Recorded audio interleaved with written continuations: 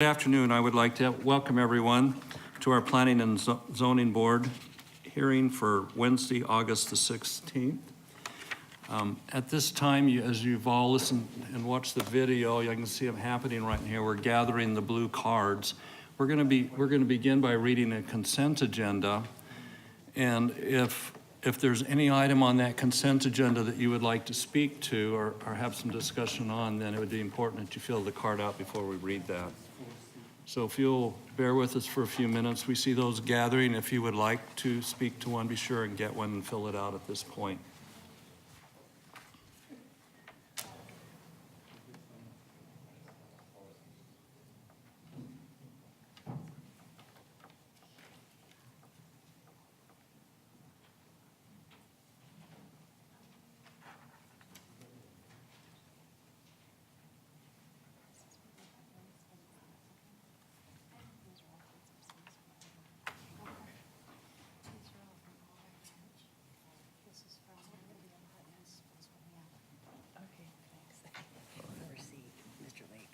Very good.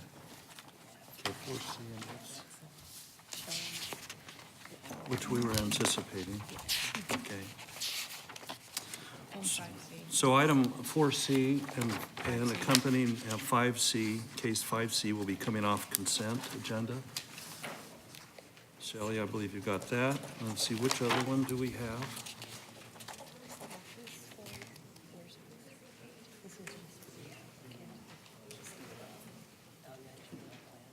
So that one's already off anyway. It's not even on consent. Okay, very good.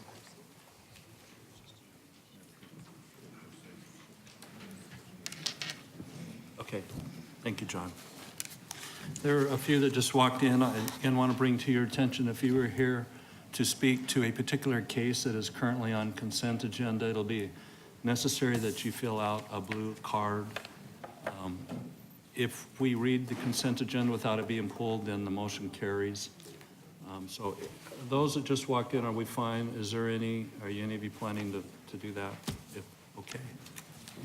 There's one more. We have another one coming? Thank you. Same thing. Are we good? We're good? I think we're good. Okay. Okay, so we'll begin by reading the consent agenda. And Shelley, if you'll do that for us. I will. The consent agenda items for Wednesday, August 16th, 2017. Item number 2A, the minutes from the July 18th, 2017 and July 19th, 2017 study sessions and regular hearing. Item number 3A, Z17-037, District 5, the 6700 block of East McKellips on the south side, located west of Power Road on the south side of McKellips Road, 2+ acres. It's a site plan review. And this request is to allow the development of a restaurant with a drive-through, and the recommendation is approval with conditions.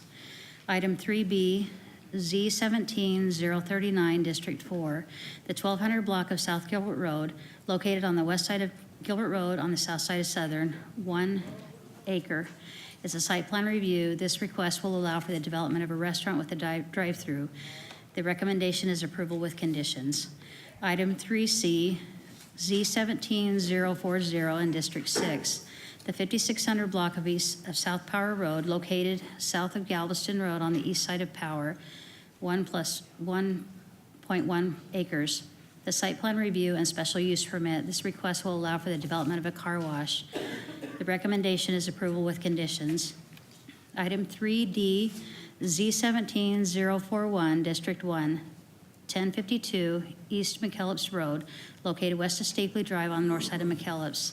This is a site, this 3 acres. The site plan review the request will allow the development of a medical office. The recommendation is approval with conditions. Item 3E, Z17-042, District 5, 3633 and 3655 North 55th Place, located north of Thomas Road and east of Higley Road, 2 acres. It's a site plan review. This request will allow for the development of an office and warehouse. The staff recommendation is approval with conditions. Item number 3F, Case number Z17043, District 3, the 1900 block of South Mesa Drive and the 400 block of East Baseline Road, District 3, located north of Baseline Road on the east side of Mesa Drive, 3 acres in site. The site plan review and special use permit, this request will allow for the development of a convenience store with gas canopy. The staff recommendation is approval with conditions. Item 4A, Z17034, District 6, the 6,000 through 6,300 blocks of South Power Road, located south of Williamsville Road between the northbound and southbound lanes of Power, 11 acres in site. This is a rezoning from AG to RM4-BIZ, LC-BIZ, with a council use permit to allow for residential uses in commercial district and a site plan review. This request will allow for the development of a multi-residential development with commercial and retail services. The staff recommendation is approval with conditions.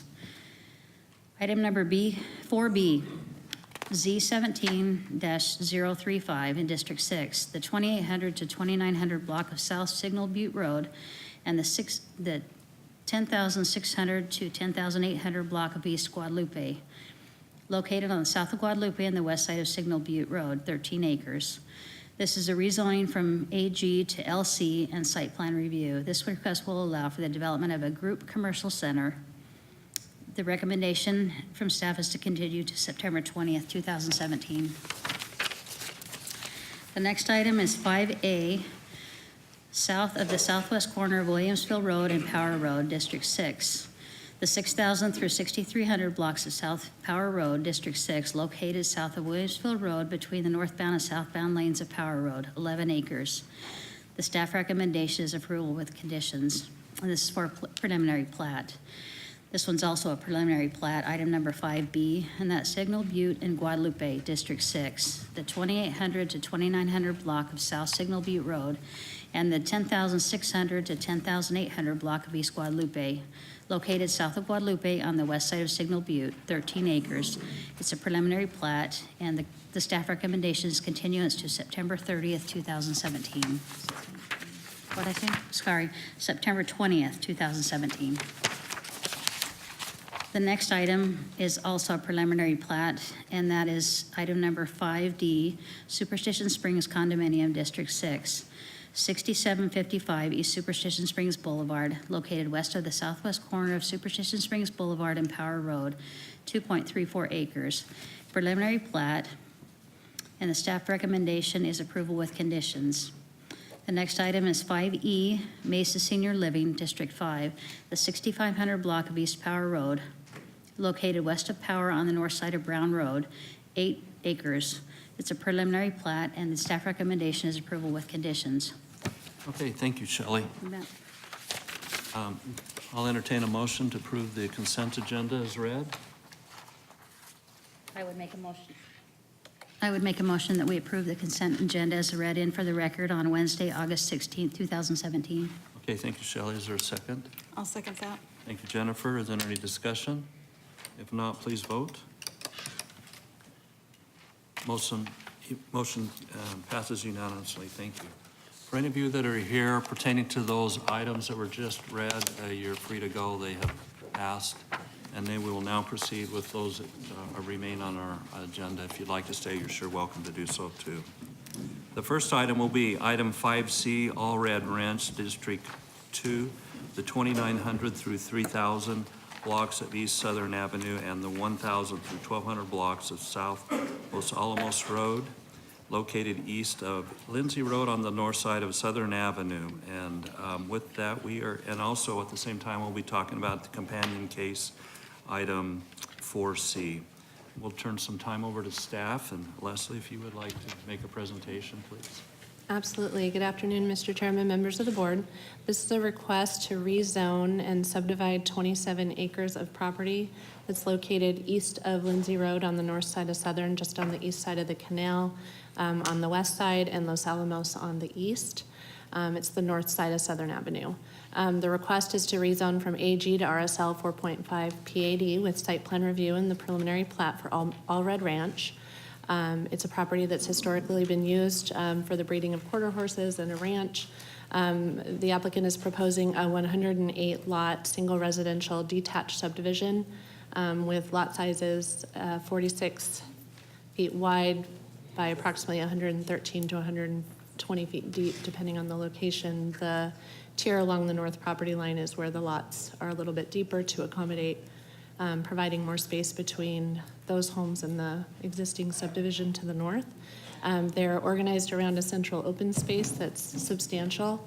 It's set up so that that open space is adjacent to the canal, but it does line up somewhat with their entrance off of Los Alamos, which leads to where Countryside Park is to the east, which is a city park.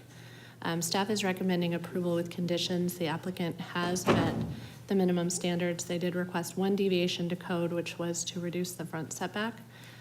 They're working on their product design to enhance it, to provide additional design elements. So they're continuing to work with staff on that. I'd be happy to answer any questions that you may have. Okay, thank Leslie, I appreciate that. I believe you passed around a letter today. We might want to mention that regarding this case. Is that correct?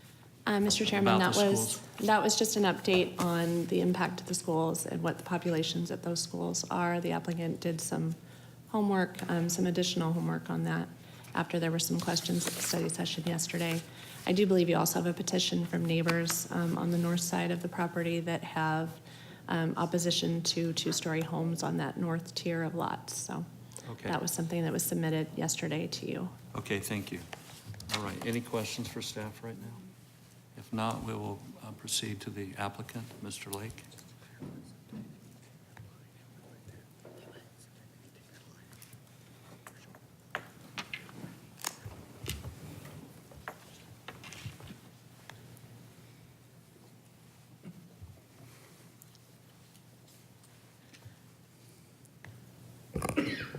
There we go. Chairman or board members, Sean Lake, 1744 South Val Vista, here on behalf of the Allred family and KB Homes for this proposed development.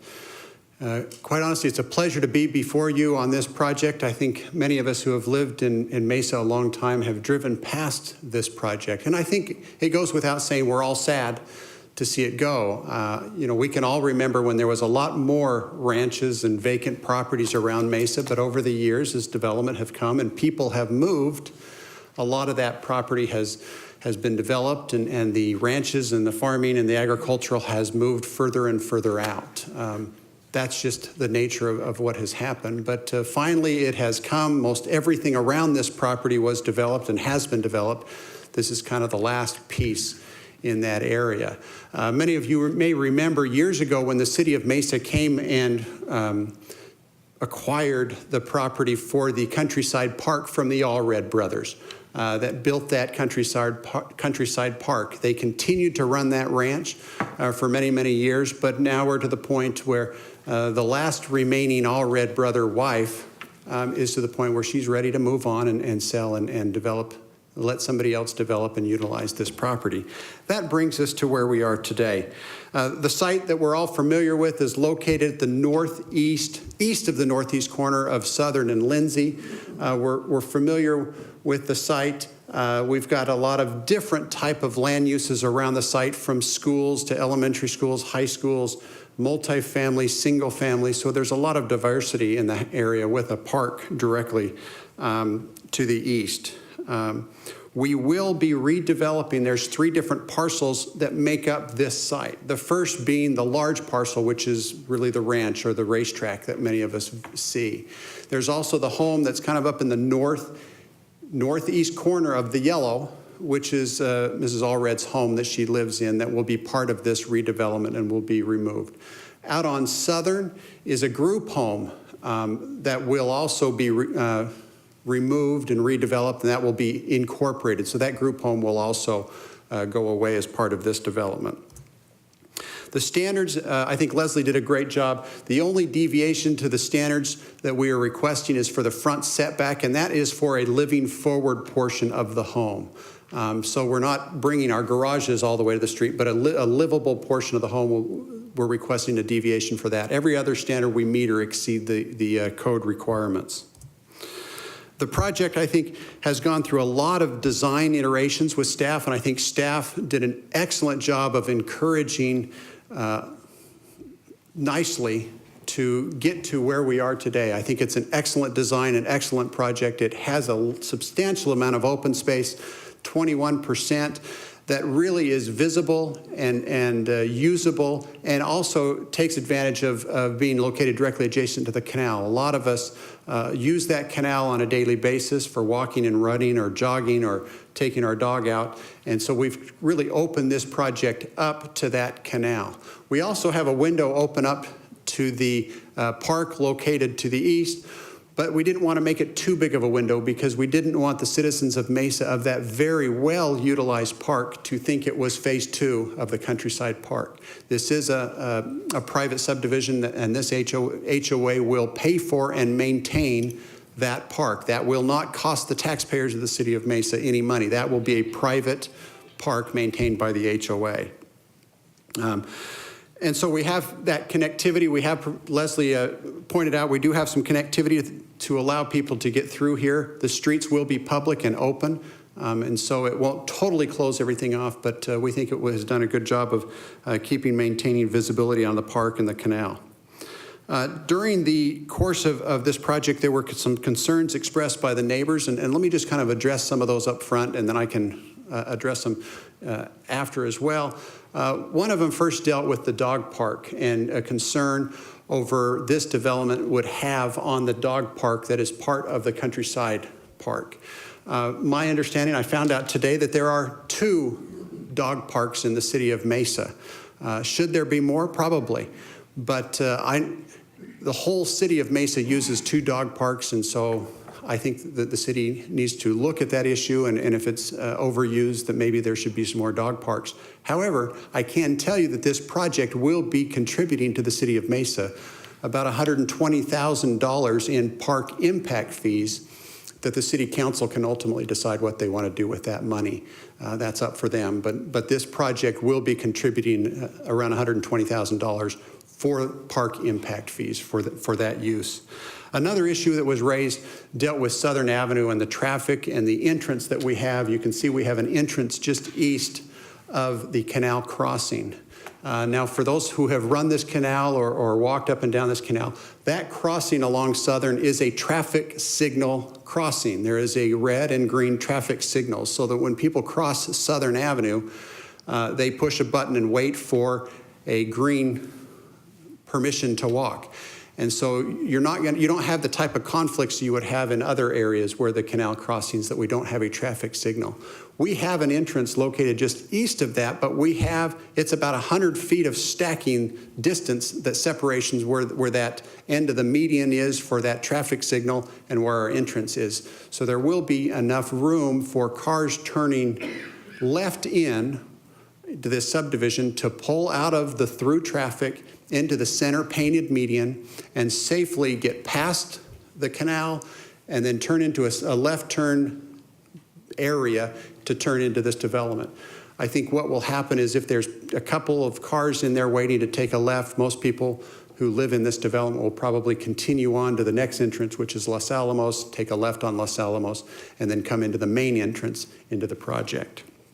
Another question that was brought up dealt with the 2-story homes. Now, early on, we heard that concern about not wanting 2-story homes, and this project is made up of 6 different floor plans, 3 of which are single-story and 3 of which are 2-story. The market right now is basically building, I think, and it ebbs and flows, but about 60% of single-story to 40% of 2-story. But we wanted to maintain the ability to have that market-driven desire, so when a home builder comes in, they can decide whether they want a single or 2-story home. So what we did is we made those lots on the north side extra deep. This isn't something where you have, just a 20-foot rear yard setback. So those lots on the north side, for the largest 2-story home that can fit on this lot, the smallest rear yard setback will be 48 feet. Now, for other 2-story homes, it's upwards of 53 feet on the standard lots on that. We think that is a very large backyard, a very big separation between the homes. The homes on the north maintain the right to develop or redevelop for two-story homes. We would ask to maintain that as well. We also saw a letter that was sent to the city from a Mr. Stewart, who lives kind of up on the northeast corner of our project. To his home, it would be between 75 to 130 feet to any two-story or to the home to that property line. So we think, again, back in that area for Mr. Stewart, there's an even greater setback. Now, keep in mind, these measurements are taken from the patio, which is a single-story element, not the two-story portion of the home. And so I just wanted to be clear on that. We think that we've tried to address that concern with distance and separation as opposed to just limiting exactly what can go on that north side. So we think that should address those concerns. I can't speak for the neighbors, but we hope that it's gone a long way to address that concern. So having said that, we think we've done a lot of effort to work with staff to do a great project. We're anxious to see it move forward and would agree with all of staff recommendations of approval and would request your support or recommendation for approval. All right, thank you, Mr. Lake. Do we have any questions? Yes, Jessica. I just have one question, so I can do some math in my head. The one story usually are a larger footprint. Correct. What is the difference from the one and the two? Like in like In how much square footage? How much closer in? The single stories would be closer to the rear wall. My guess is 25 feet, because we have an additional 5 foot setback. it'd be about 25 feet closer Okay, so if you had a single story on those northern lots, they would be much closer to the wall than a two-story would. okay. All right, thank you. Is that good for now? Yes, Shelley. And my question is, when you design the two-story houses, and I'm sure that you've taken this into consideration, the windows, facing these backyards, and that's kind of a design element, because I know there's fire safety regulations for ingress and egress for buildings or for the bedrooms. But have you guys looked at that? And maybe whether it be you or the home builder looked at designs that maybe mitigate that or try to lessen the impact? We have looked at that, and some of those are the, like children's bedroom Right. type areas or bathrooms. Right. In areas that we can, we've tried to incorporate higher windows, but some of them, as you pointed out, are fire egress windows. There's nothing you can do. You have to have a certain type of window in that area. But we think when these homes go in and develop, 48 to 53 or 140 feet, there's going to be a huge separation. You're going to have people that will install landscaping in their backyards. You'll have trees. My backyard is 50 feet deep, and I have trees along my back wall, and that provides privacy for me in my backyard. So Thank you. thank you. All right, thank you. Any other questions right now? Tim? But we don't get to see what these two-story houses look like. They're not in the, none of these are two stories, right? None of the ones submitted? Board Member Boyle, I didn't realize there weren't two-story elevations in the packet. They do have some two-story elevations that they did submit, and we are working with them on those designs. So the elevations that we have so far were preliminary, so. Okay. Okay, thank you, Tim. And the board's not voting on the elevations tonight, is my understanding. Okay, thank you. Can I have you wait, sir? We'll let the public speak here in just a moment. Any other questions for Mr.? Thank you. What we'll do is I'm going to go ahead and call the public up one at a time, and then we'll let you come back and retort to anything they might have to say. Okay, thank you. Okay, I have 5 cards this afternoon of those wishing to speak on this case, and we will work through those. Yes, thank you. Let's not get them jumbled up here. Okay, and help me, and bear with me if I misspeak on these names. And what I would ask as I call you up is to have you come up to the podium, give us your name and your address so we know where you live, and you have 3 minutes to speak. If any of you are coming or together as a group and you want to comb your minutes and so have them speak longer, you're welcome to do that. But I would ask personally that you would respect that limit. So the first one I have that I'll call up is Gary Stewart. You wish to speak. You did not indicate whether you're in favor of or opposed to the project, so I'm sure you'll let us know. I'm not, in disfavor of it, because I think it could be beautiful. But we just have two concerns. Could I get you, sorry, sir, but could I get you to give us your name and your address? Yes, Thank my you. name is Gary Stewart, and my address is 2827 East Enid Avenue. And we live on the north, just north of the Allred Estate, west-hand corner. Okay. Now, Thank you. when you live in that spot, all the water comes from Fontana to that spot. All the water from East Enid comes down to that spot. It's a low area. But you guys have designed great drains, so we've never had a problem as long as I keep the drains cleared out. Because that's where we had 3 drains instead of just 1, because that's where a tremendous amount of water goes. We've only had one problem of flooding, and that's when the Superstition Freeway had a problem, and it reached right up to our doorstep, but we've never been flooded, okay? We're concerned with 2 things. One being the flooding, and we're worried about, right now behind my back wall is the Allred Estate, and it's 3 foot lower than my property. So if they were to build that area up higher than my property, then it's possible that the water could come from this way and also come from this way. And this would create flooding, so we need to keep that in mind, keep the drainage right so we don't have flooding. Now, the other thing is the 2-story homes. Now, I've liked what the man said, going to be big, beautiful homes, going to be big lots, But every one of my neighbors that are on that northern boundary, have told me that their concern is 2-story homes. Because right now we have gardens and everything, and it's so private. It's been that way for the last 28 years that I've lived there. I love the little horse track. I've been in the Allred's homes many times. I like the Allred brothers. It's too bad that they passed. I like Mrs. Allred. It was great. And that's one of the reasons I bought that home, And we just want to make sure that we don't lose any of the privacy. It'd be great if they'd just say, along the northern boundary of this proposed housing development, we won't put any 2-story homes. That would be ideal. But the big lots, make it nice, that they're talking about. So basically, that's about all I have to say. Okay, well, thank you, Mr. Stewart. I appreciate your input. Next, I have Kathleen, help me, is it Gillian? Did I say? Leanne, like Rudolph. Rudolph. I'm not a public speaker, so I just wanted to get my 2 cents in. I live on Enid Avenue also, and I've been there for 30 years. And your name again? I'm Kathleen Giuliani. Okay, thank you. I don't recall at the meeting that we were at as neighbors, us worrying about the Southern Avenue entrance to the development. We were concerned about the Los Alamos entrance.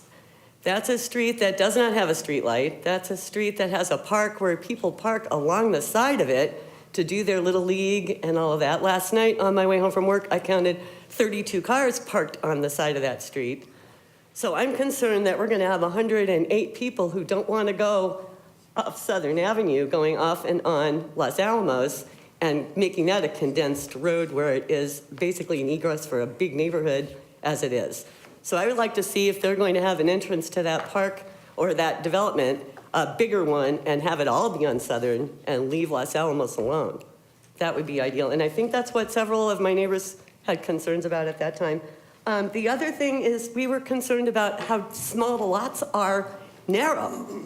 All the neighbors in our neighborhood, the average width of a lot is 70 feet. And these are 50, and with bigger homes on them. So I'm concerned about what kind of setback there are on the side, how dense everything is going to be. And if you count 2 cars per house in there, that's a lot going in and out of Los Alamos. So we would like that addressed in some way if possible. Yeah, so those lots are like 29% smaller than ours, and we live in smaller homes. So it's going to be, whether they're deep, it's still going to be bang, bang, bang, bang houses all. And I know that that's the way you do it. You make as much money as you can off of every piece of dirt, but it would still be nice if there could be a little elbow room where we've had so much for so long. Especially my neighbors who actually butt up against it. I'm going to have a bird's eye view of all these two-story houses from my front yard. They're going to have them from their swimming pool, from their patio, from... I don't even like it when the kids behind me play on their trampoline. That feels invasive to my backyard, so I would like to see them try and make it nice for neighbors to be neighbors instead of making a whole special thing for their special people with their special park and their special... and have us just, oh, well, you lived there 30 years, too bad, so sad. So if you could consider just regular folks and their regular life and their regular homes where they've been for a really long time, and maybe ask them to spread out a little, that'd be cool. Thank you. Okay, I'll let Mr. Lake respond to you on that question. Thank you for your time.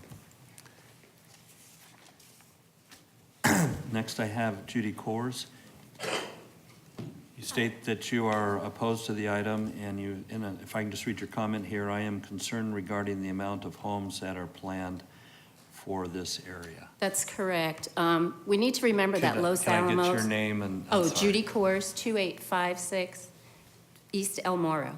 Thank you. My concern is Los Alamos is actually a residential street. So we want to, imagine driving up your street and then the next year you have an entrance and an exit with 200 cars coming in and out every day. It's like crazy. It's too much. We've asked them, could we use Southern? And they said, no, that's not possible. I can see in the future that you will have to put another light at Los Alamos due to the entrance to this neighborhood and adding 200 plus more vehicles coming in and out every day. My concern is also the park.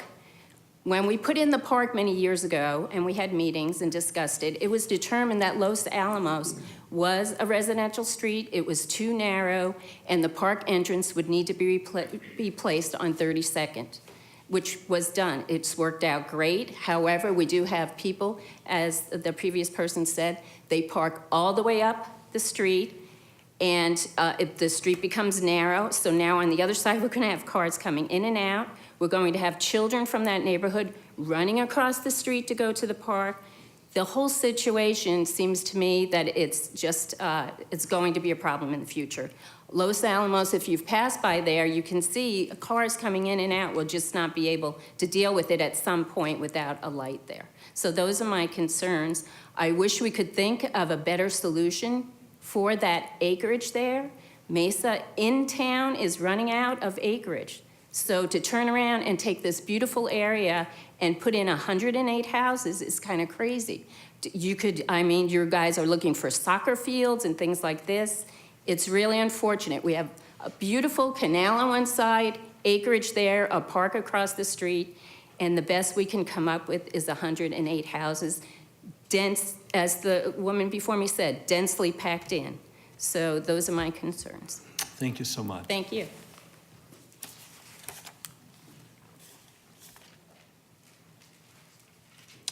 Jerry Haas, would you like to come forward? My name is Jerry Hawes. I live at 3028 East Garnett Avenue, and I want to know when they're ready, I want lot 25. It's the one in the northwest corner. It'll be a single story because it's big enough, so let me know. On August 2nd, I received the notice a week or so prior of the event taking place here, of KB Homes wanting to put in some homes. And I immediately read the other side and called Sean and had some questions for him, and he was very kind and responded to my questions, and I really appreciate that. But I did have a question and concern, and it's too bad I don't have one of the slides that he had in his presentation that showed the entrance to the lot on the south side, which was on Southern Avenue, if there's any way to go back to that. But my concern is, three concerns, and he answered them, but the one that really hasn't been answered yet is the entrance on Southern Avenue. He stated that there's 100 feet from the canal to the entrance of the property. And it shows landscape area right there in that area from the canal over. And I want to ask, Sean, have you ever ridden or run up and down the canal right there? Have you ever? It was from the median to the entrance. To the median, okay, super. But have you ever personally run up and down that canal and Yes. used the light? Yes. And you've used the light? I did use the light. See, there you go. 5:30 in the morning. So, okay, so the light, I just want to point out that the light's not used all the time, and so it is quite dangerous.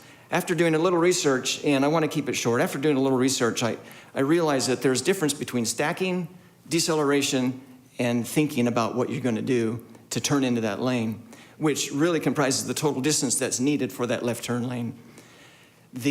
We'll do away with the thought process because people are thinking ahead that they want to turn that in that direction. But I pulled up on the ADOT website some preliminary information of what I understand for braking distance needed at 45 miles an hour to pull into a lot. Or braking distance is called, that you need entering speed. If we call the entering speed 45 miles an hour, you're going to need a braking speed of 42 miles an hour, and it's going to take a braking distance of 145 feet. And that's to a speed of, and it'll still have 15 miles an hour ahead of you. In other words, you'll still be going 15 miles an hour. But if you want to brake to zero, it's going to get closer to 200 feet for you to pull into that left turn lane and safely decelerate to be able to turn left. And if you get cars on top of that, you're reducing that distance by about 20 to 25 feet per car is about what they're averaging. And he addressed the concern. He sent me an email, a wonderful email back saying the city reviewed it, the staff reviewed it, and had no concerns about that left turn lane. But I got to tell you, I drive that several times a day. My family, my children, my grandchildren drive that. I run and bike that area every day, and I know there are people that go across that lot, that intersection, even though it's lighted, half the people don't use it. Right or wrong, that's really what happens. I'm asking that they consider that they extend that distance from 100 feet from the edge of that median, and I do have some pictures here if that would help. I took some pictures, some Google pictures of really what the area is like today, if you're interested in looking at that. But I would really appreciate that distance being elongated. And I know personally that when I pull into a left turn lane, I'm starting to slow down after I pull into that lane, and 100 feet is very, very short for you to safely pull in and want to turn left.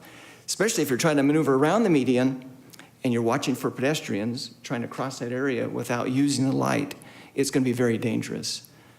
That's my concern. So thank you. And again, I have some pictures if you're interested in looking at that. If you'd like, you can give it to staff and then they will circulate those. Thank you, Mr. Hawes. Last card I have is for Bill Pollard.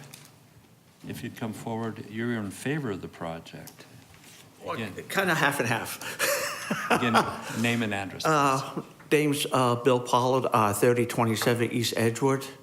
And I also have a sister-in-law that lives on Fontana there, so we're kind of Okay, speaking for both thank of you. us in the same neighborhood. Okay? I mean, basically, what I like about this, that it's not apartments, it's not townhouses, it's not condos. So I like the idea of single-family homes, okay? Some of my areas that I see here, the other people I have to agree with, you know, they miss the horses. I've been there 33 years. Everybody else has been there about the same time. So they miss what's there now. I am concerned about the size of them, the two-story, definitely, because that would be on kind of Fontana where my sister-in-law lives. I've got a question on how you get to the canal if you're living in that neighborhood. Is that anybody walking the canal, can they come into that neighborhood, or would it be a fence with a lock to get in and out of it? So you don't have anybody coming into that neighborhood right there. That's something I see right now just by looking at it. We'll get a comment on that from Mr. Okay. Lake in just a moment. And I do feel bad because I just got this paperwork today, so I'm kind of behind looking at all this. But I would like to see, bigger lots, single-family homes.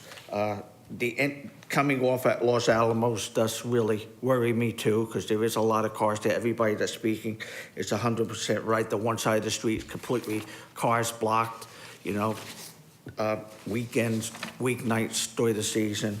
The park is fantastic. We all were fantastic. We love to use the park there. I'm sure everybody there uses it, the dog park and everything else. But I'd just like to see, a little space between the houses, a little more yardage. So that's all I have to say. Well, thank you, Mr. Pollard. Okay, that's what I have from the public at this point. Well, Mr. Lake, if you'd like to come forward, please.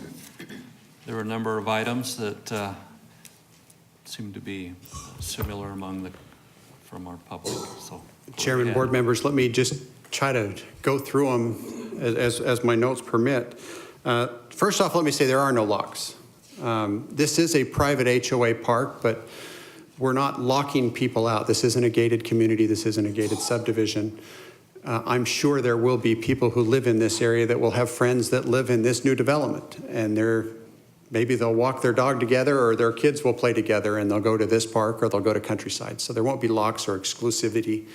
The only fence that we talked about really dealt with the one running from southern north along the canal to kind of discourage some of the teenage activity in the afternoon from congregating in our park and along the canal area. Did we get any direction as to how far that fence? That's might- something we'll still be working out during subdivision technical review as we'll work with staff on that one. Some of the issues that were brought up were drainage. This was something that was raised in an email just recently, and certainly appreciate that comment. We have brought that to attention of our engineers. One of the reasons why we have such a large open space area, as you can see, is so that we can address some of those drainage issues. And that's really where our retention will be, is in the center of the project along the canal area. And so we won't be making conditions worse than they are, and hopefully they will be better with our engineered plans that will have to be approved by the city's standards on drainage requirements. One of the comments says, why can't all of the accesses or be the only access be off of Southern? We work with the city, and every time I do a subdivision and only have one entrance, I get scolded. From a planning perspective, it may look nice, but I know, I didn't mean to throw the planners. The planners want multiple access points as well, but from a technical standpoint of emergency access and redundancy of access for fire or police, they always want multiple points of access off of multiple streets for obvious reasons. And so we just couldn't support to have all access off of Southern. We'd need to have that multiple, nor do I think other departments of the city would support that one as well. Too small of lots. Their lots are wider. A lot of the homes that were developed in the 70s and 80s, which is a lot of the homes in this area, were a wide, shallow lot. We agree. But over the years, we've found that a lot of the home buyer profile wanted to have more of a narrow, deeper lot because they wanted to have that deeper rear yard. And that's a lot of what we're providing with these deeper lots with bigger backyards so that you can have a pool or a play set for your kids in your backyard with a traditional single-family home like this project. These are very nice homes.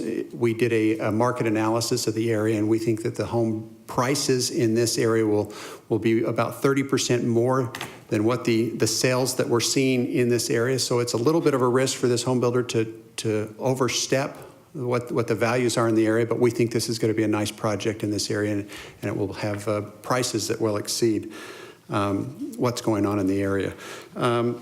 Going through the deeper lots, 30%.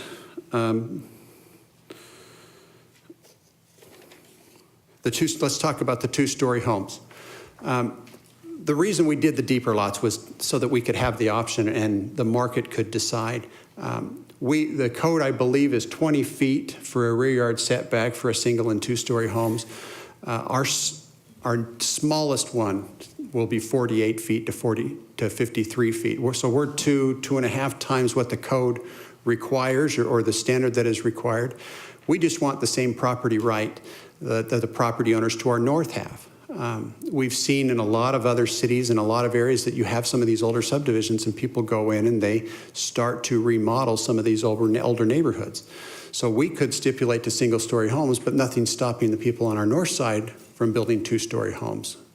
For us, it's a property right issue. We want the market to decide and have the flexibility, but we've built in those buffers by having such deep rear yards, substantially deep, 2.5 times what the code requires. I think I addressed everything. Did we talk about a signal light and moving the access on? We did talk about that. We have a separation that we're trying to maintain the widest separation between the main entrance on Los Alamos and our entrance off of Southern. That 100 feet that I referenced is 100 feet from the end of the median, if you will. So you have the crossing, which is a traffic-lit crossing for the canal. You push a button, you wait for the green light to go. I didn't wait for the green because it was 5:30 and I didn't feel like it because nobody was on the road at 5:30 in the morning. But yes, there are people that cross. But if there's traffic in the area, I would hope that judgment would prevail and people would wait for the light to turn green so that they can not get run over when they cross. So as far as the traffic speed, when people are going to be coming into the subdivision driving east on Southern, I don't anticipate many are going to be going 45 miles an hour as they cross through that intersection and then slam on their brakes to take a left. They're going to anticipate, I'm going to be turning up here. They live in here, so they'll be slowing down as they approach the intersection, which is another safe issue, that they're slowing down as they approach the intersection, and then we'll be able to turn into that painted median, get out of the flow of traffic, and then turn in. So we think that is a safe condition, and the city transportation and engineering department agreed with us. So we think that issue has been addressed. Did I address anything? What else did I miss? I was writing and have stars. I was just going to ask you a question. In terms of lot sizes, I know the depth was an issue, and I think you have a good response to that. In terms of overall size, if you talk square footage, can you give us some idea how they stack up, if you will, or relate? The lots are 46 by 115 to 46 by 120 as your standard lot size, and then you have some of your bigger lots around the subdivision. I don't know the exact sizes of all of those. The homes are around 1,700 to 2,500 square feet in size. But in terms of total square footage, are they that? What is that, 52 to 55 or 5? Mr. Chairman, the subdivision to the north, I believe, is zoned RS7, so the they'd be minimum lot 7,000. size would be 7,000. In this case, they're proposing lot sizes that are about 5,200 square feet. Okay.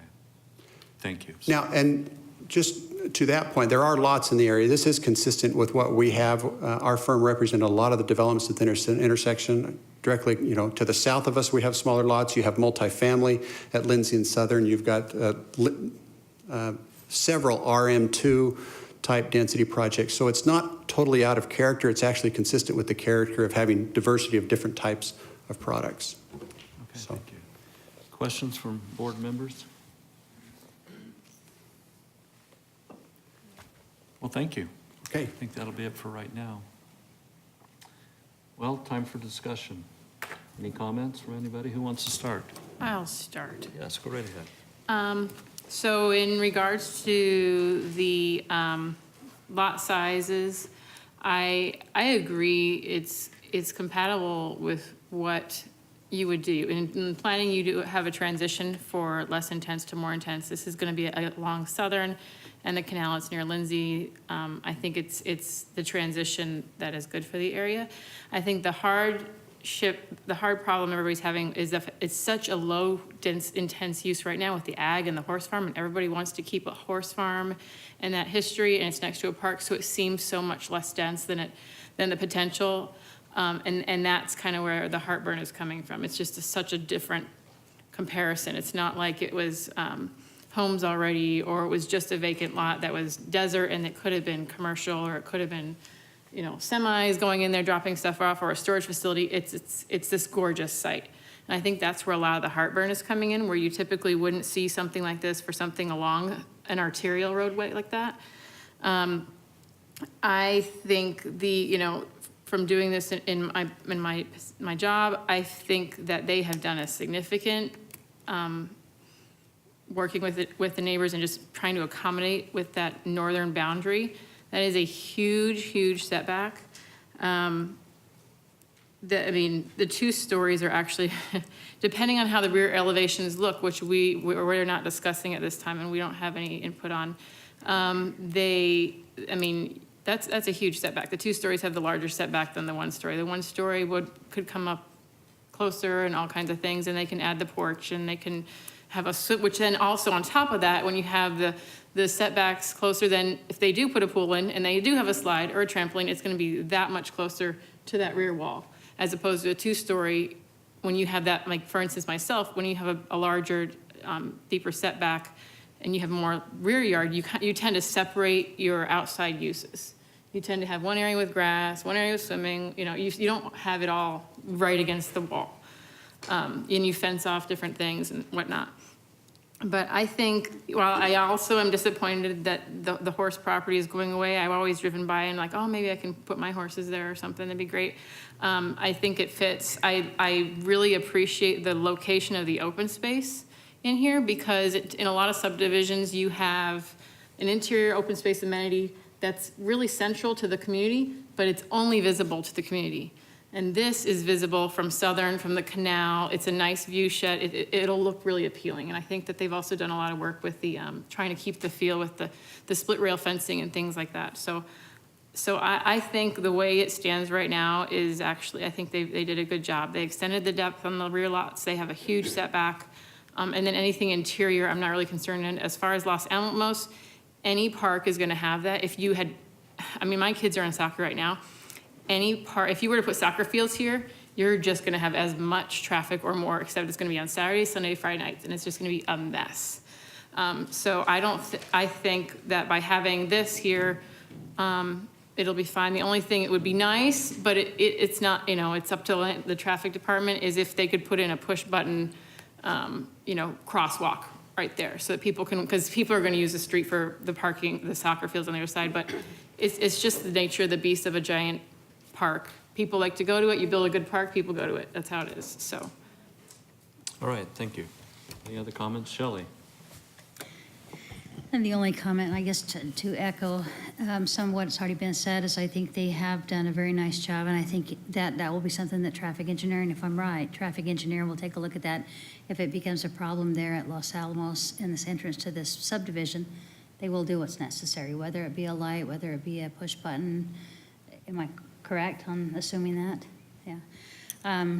But I would be in support of this. I understand. I mean, it's hard to see things go, just like everybody else. And I live in that area. I've driven by it, you know, every day, a million times. And I hate to see things like that happen. But at the same time, the property owners ought to be able to do whatever they want with their property. I mean, if they want to sell it to whoever wants to develop it, it could be a shopping center or something, so it's a whole different ballgame, but I would be in support of this project. Okay, thank you, Shelley. Leslie, I saw you about the push your button. Were you gonna respond?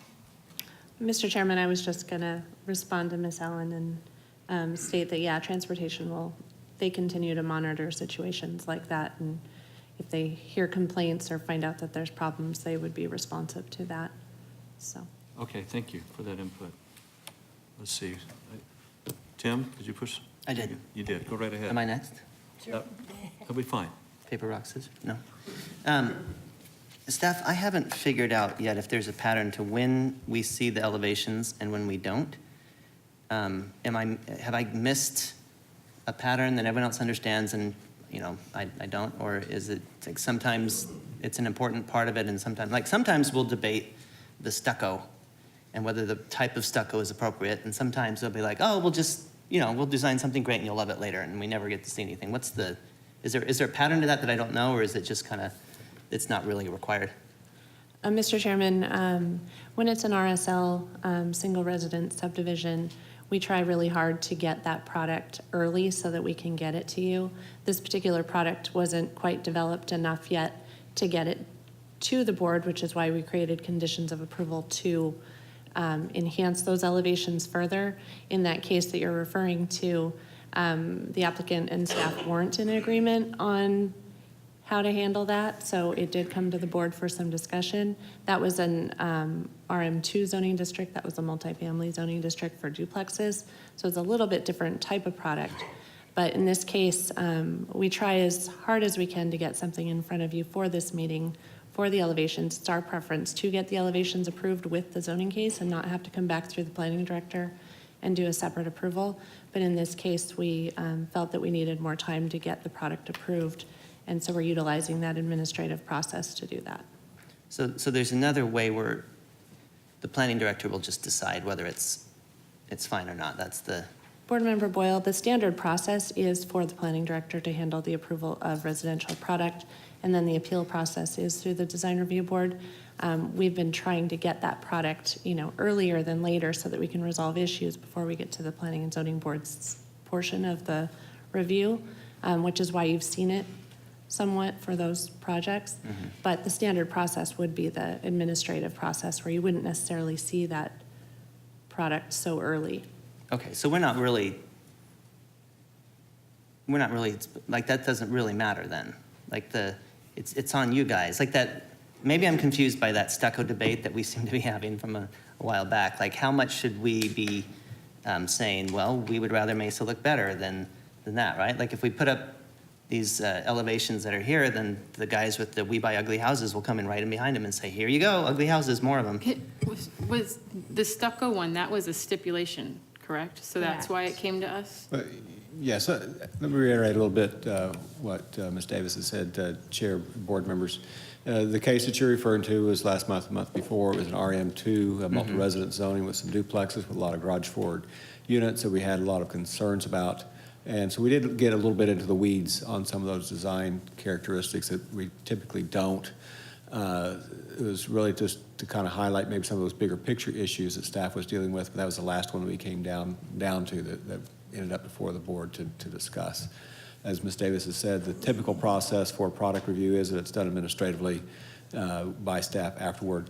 But we did note several years ago as we started doing the RSL product that we were having maybe a few more challenges with those, get to the end of the process and find out whether the product they're proposing really isn't working very well. So we have worked with the applicants to have them at least submit concepts of what they're going to put on the product. So it comes through this process. So we start seeing it early. You can see it. You could provide, maybe some feedback on it, but it is still typically handled administratively by staff afterward. But those narrow lots do become more challenging, and so we do want to see it earlier. So if we are seeing problems with the lot widths or the product, the applicant can know that sooner. We can start addressing it sooner. Okay. All right, does that help you out, Tim, on that topic? Well, it helps me know what I can and can't do, but it's not giving me a guarantee that this is going to be a good-looking product, and I'm very concerned about that. This having been, again, a beautiful area with horses and everything and the flood of the same house in Mesa just pouring in here again like it pours in all these other spaces, that's of concern to me.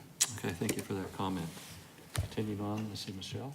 Just a few comments. I agree with Board Member Sarkisian and Board Member Allen. Everything that you said, I agree with. I just wanted to also point out that this project meets all of the standards of the proposed zoning district, except for the front setback, and that's just for the livable part of the home, and that's very rare of all the plats that we see, that there's just one kind of deviation. Such a large open space area, and I'm confident that through the transportation review, the subdivision technical review, that the drainage concerns and traffic concerns will be addressed. Those people are professionals, and that's what they do. And I think, again, I feel confident that they'll address anything. There won't be any safety concerns with regard to those issues, and I'm in favor of it. Okay, thank you. Jennifer, do you want to add? Yes. Overall, I agree. This is a good project and everything is done very well. I understand the concerns of the residents, and it is difficult to see this development come in when it's been a beautiful property for so long. So I'm in support of the project. I just wanted to voice one comment of concern to the traffic department when they do look at the Los Alamos is wide enough to accommodate parking on the east side, which it is heavily used right now, and then also the two-way traffic that will be on there. Since there are so many people entering and exiting their cars along that parkway, to make sure there's enough width in the street to accommodate those doors opening and not impending into the traffic and being a safety hazard for the people in and out of the cars, since it is heavily used. That would be my only comment, and I'm sure they'll address that, but I just want to put that on record. And that's all I have. Thank you. The thought would be is they also have the option to add additional parking if it becomes that congested. There is room to the south for whatever use. It's just waiting for an application. But again, I think that's way beyond our purview in this case. And personally, it makes a lot of sense I feel the same sentiments. That happens to be an area where I live, so I will definitely miss the track. And the traffic concern around Los Alamos, yes, that is a very popular park, and I don't know how we can hold anybody at bay for that issue. I think that's going to ultimately have to go back to the city, decide how they want to reconfigure that park if necessary to deal with the parking. And of course, there's always the option for a light, but time will have to tell. I don't see holding the property owner hostage over that topic right now. That's my thought. Did I see a hand? Yes, John. Chair, board members, and coming back just a little bit to Board Member Boyle and his comments and concerns. This is a PAD, and so it does give us a little bit more opportunity to discuss design than we might with just a straight zoning. We do have steps, particularly just step 7 and somewhat step 8, dealing with some of those design issues. So certainly you have an option there to review those steps, and if you feel like they're not going far enough, giving you enough comfort that we will get the quality. If you have a proposal for amending those steps or have another adjustment you'd want to make there, we can certainly consider that as a motion is made. Thank you. That's a good point. Tim, have you given that any thought? Is there anything in there that you think could be modified to put more certainty into the quality? Looking it up. Is it the bottom?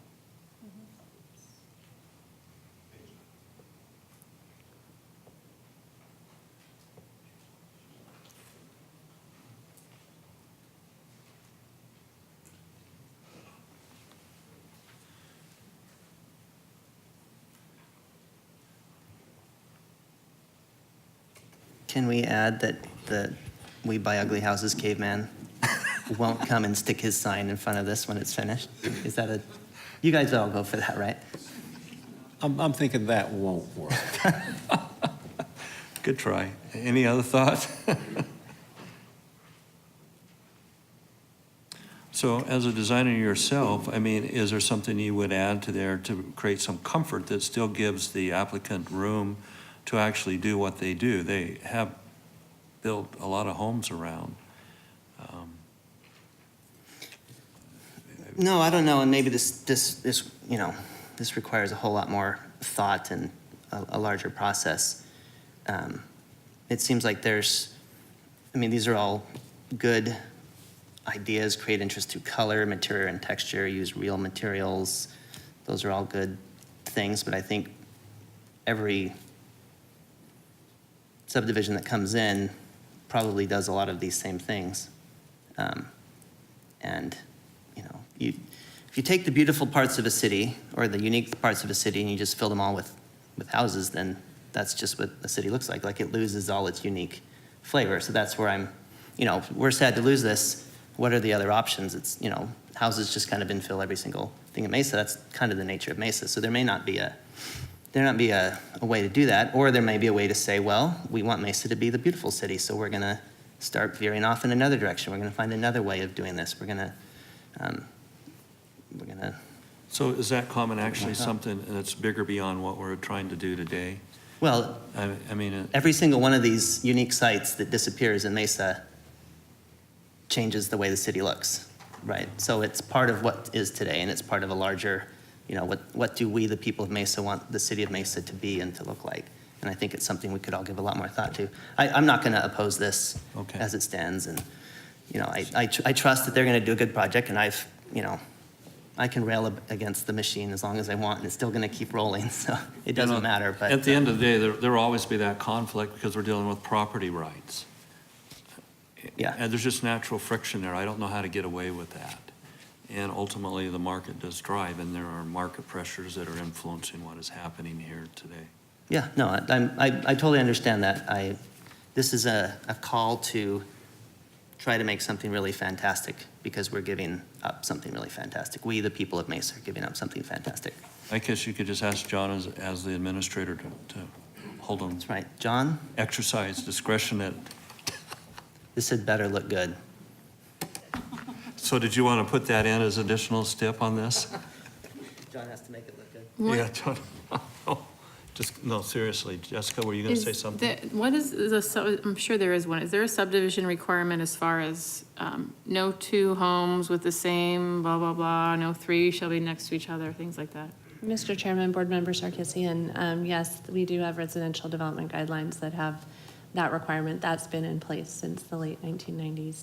Is there anything as far as 2 stories next, how many 2 stories next to each other? There is, along arterials, there's maximums on the number of 2 Okay. stories, but not on the interior. What is that on arterials? I don't know the number. So off the top that of would my be, head. southern would be considered an arterial, so it would Right. apply right there. Right. Okay. I think that's a design thing, though. Like, some of the cutest places in the world have a bunch of 2-story houses that are smacked all right next to each other. So I don't even know where that comes in, right? So it's not a, I've seen it. It can get really ugly. well, it can, but it can also be beautiful, right? Yeah, you're both right. I guess all eyes will be on John. Is that kind of what this boils down to? Anyway. I see you turning red, John, so that's okay. We'll still like you at the end. Moving on seriously, is there any other comments? Okay, well, I will entertain a motion on this case and also on companion case 5C. I'll move to approve. Okay. Move case Z 17036, District 2, the 2900 block and 30,000 blocks of East Southern Avenue and 1,000 to 1,200 blocks of South Los Alamos Avenue, Alamos Road, rezoned from AG to RSL-4.5 PAD, and a site plan review with the approval with conditions, as well as with the steps, as well as companion preliminary case, preliminary plat Oliver Ranch, which is 5C. Okay, thank you. Do I have a second? I would second that. Oops. Sorry. Got to move faster, Michelle. Any other discussion? If not, please vote. Motion carries unanimously. Thank you, everybody, for your input. Mr. Chairman? Yes.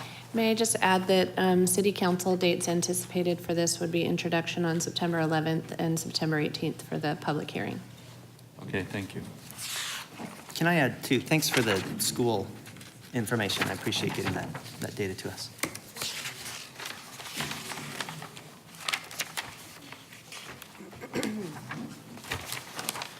Okay, next item on our agenda, let me get to it.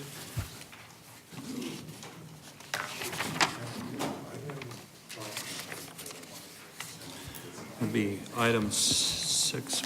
6A. It's going to be item 6A,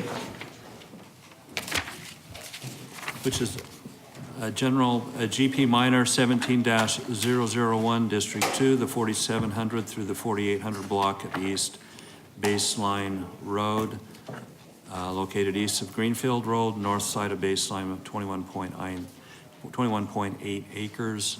And again, to a minor general plan amendment to, let's see, from employment to mixed-use activity district. With that, I guess we'll open up, and this is, we're going to open this as a public hearing, correct? Well, if you can go ahead and read in all 3 items, the GP. And we'll the just do all zoning. 3 at the same. Go ahead and read in all 3. We can discuss them all together, but then one individual vote. Okay, thank you, John, for that reminder.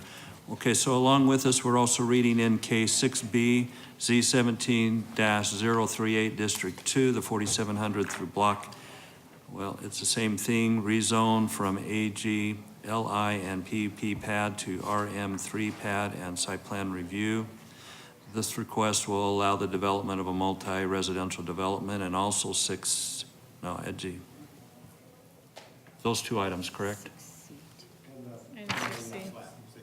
And 6C, thank you. 6C, Mark Taylor Apartment, District 2, the 4700 through 4800 block of East Baseline Road, located east of Greenfield on the north side of Baseline Road, 21.8 acres, preliminary plat. With that, then, we'll turn time over to staff. I'd like to proceed, Kim, with comments. Chair, members of the board, as has been read in, this is a request for a minor general plan amendment from employment district to mixed-use activity district. Also rezoning to a multi-residential with a PAD overlay for some deviations from code, and a preliminary plat to create a single lot plat for the development of this 344 unit multi-residential development by the Mark Taylor company. So I did want to respond to some board questions from the study session yesterday. There was a question about the number of units that were approved northwest of this property in 2015. There were 346 units in that development. There are 344 proposed here. That totals out to 690 units between the two developments. Staff has prepared this staff report. We're in support of the requests. We've laid out the requested deviations from code that are being requested through the PAD overlay, and we're in support of those. We find that these are, they're finding alternate ways to achieve the intent, to meet the intent of those design requirements in the code. And so staff is recommending approval with standard conditions. Okay, thank you. Any questions for staff right now? If not, we'll turn time over to the applicant. Mr. Earl?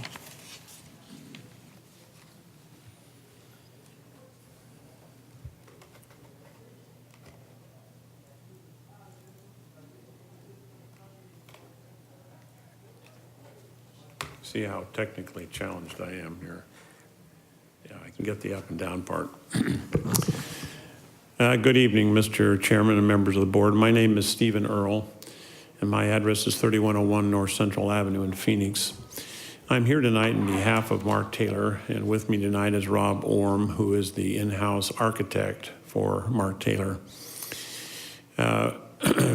Kim Stedman has done a good job of providing you with a very thick and thorough report on these requests, and we appreciate his summary today. We are obviously appreciate the staff recommendation for support on these related items from the general plan amendment to the rezoning and the plat. Just a little bit of history before I get into our conversation. Mark Taylor has been building apartments since 1985, and in that period of time they have built over 65 projects across the valley. They have won a number of local awards for their projects and many national awards. They built essentially at the top of the market. They build luxury units in a garden-style apartment with significant kind of resort-style amenities. They carved out that niche in the market all those years ago, and those projects stand the test of time. They come in on their projects and renovate and bring things up to technological changes that have come over time. So they continue to build units at the top of the market. That has, through the years, it's been my pleasure to represent them on a number of those cases. I've gone back to those very same apartments built 20 years ago and longer, and they still, the only big change is they've renovated and the landscaping has gotten very mature. But they still command rents at the top of the market. It's a little bit like comparing, I know that apartments is a four-letter word generally, and that people tend to oppose apartments because they remember what they lived in when they were young and think, how could anyone want to live there? But they must live there because they can't afford anything else. In today's world, people live in apartments like Mark Taylor, not because they have to, but because they choose to. They're paying rents that are equal to what they would pay for a mortgage.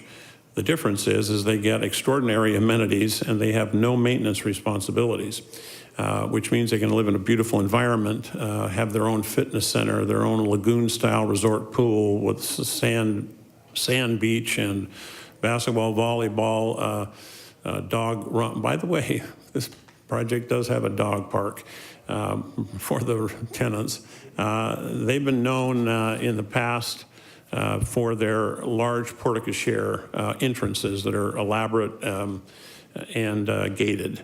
And we'll go into the details of that request. But we just finished about a year ago a project on Country Club south of Baseline Road. It was surrounded by single-family neighbors that had opposed vigorously all prior attempts to develop that property, including a car dealership at one point and a Lowe's hardware store. When we took over the property, there were several at staff level as well as the council level that said, good luck. You know, it's not gonna be easy case to win. We had our neighborhood meeting at a clubhouse just down the street that we had built. And once they saw what they were, what type of units were being built, they became not only not in opposition, but came vocally to the Planning and Zoning Board and Council.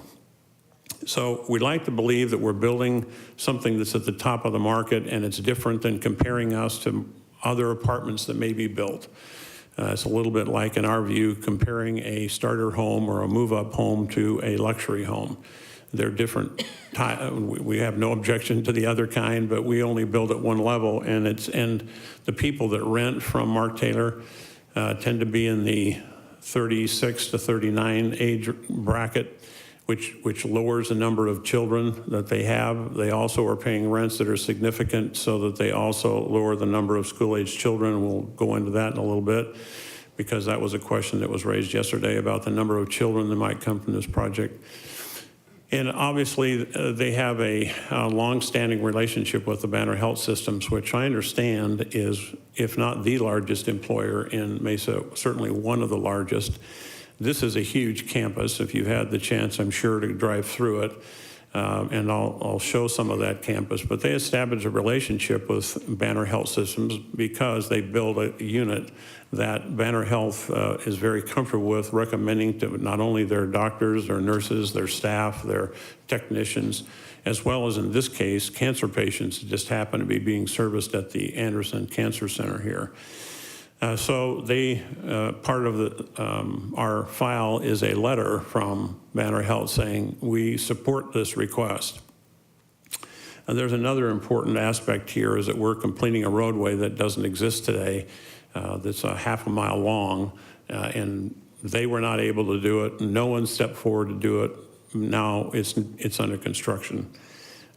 This first slide shows the location of the property in relationship to what I would call the employment core to the east and the retail core to the west. Directly across the street, a question was asked yesterday in the study session, who owns that? If you look at the tax records, it'll verify that it's owned by Banner Health Systems. It is their expansion area. And you can see this is photograph doesn't show all of their facilities, but they not only have a hospital here, they have a emergency room here, they have a cancer center here, they have a large office building here, they have laboratories here and research facilities. And they provided us with information indicating that they employ over 3,000 people at this location. That's in addition to that, there are other employers like UPS and the Osteopathic Medical School to the east of Higley. And by the time you add in those employment elements, you're closer to 4,000.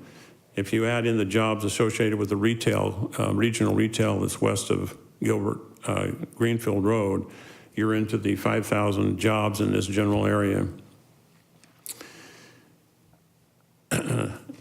Kim Stedman went over our request to modify this general plan from employment to mixed-use specialty, which we think, as you can see on this exhibit, is moving from Greenfield toward this site.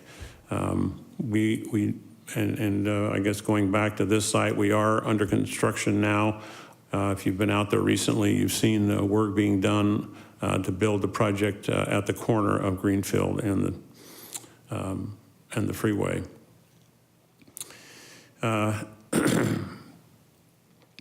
This shows the general width of the employment area as well as the specialty, mixed-use specialty area.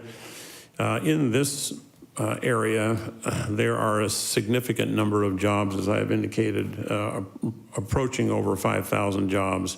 That's one of the reasons why it's such a prime location for a project like we are proposing to build.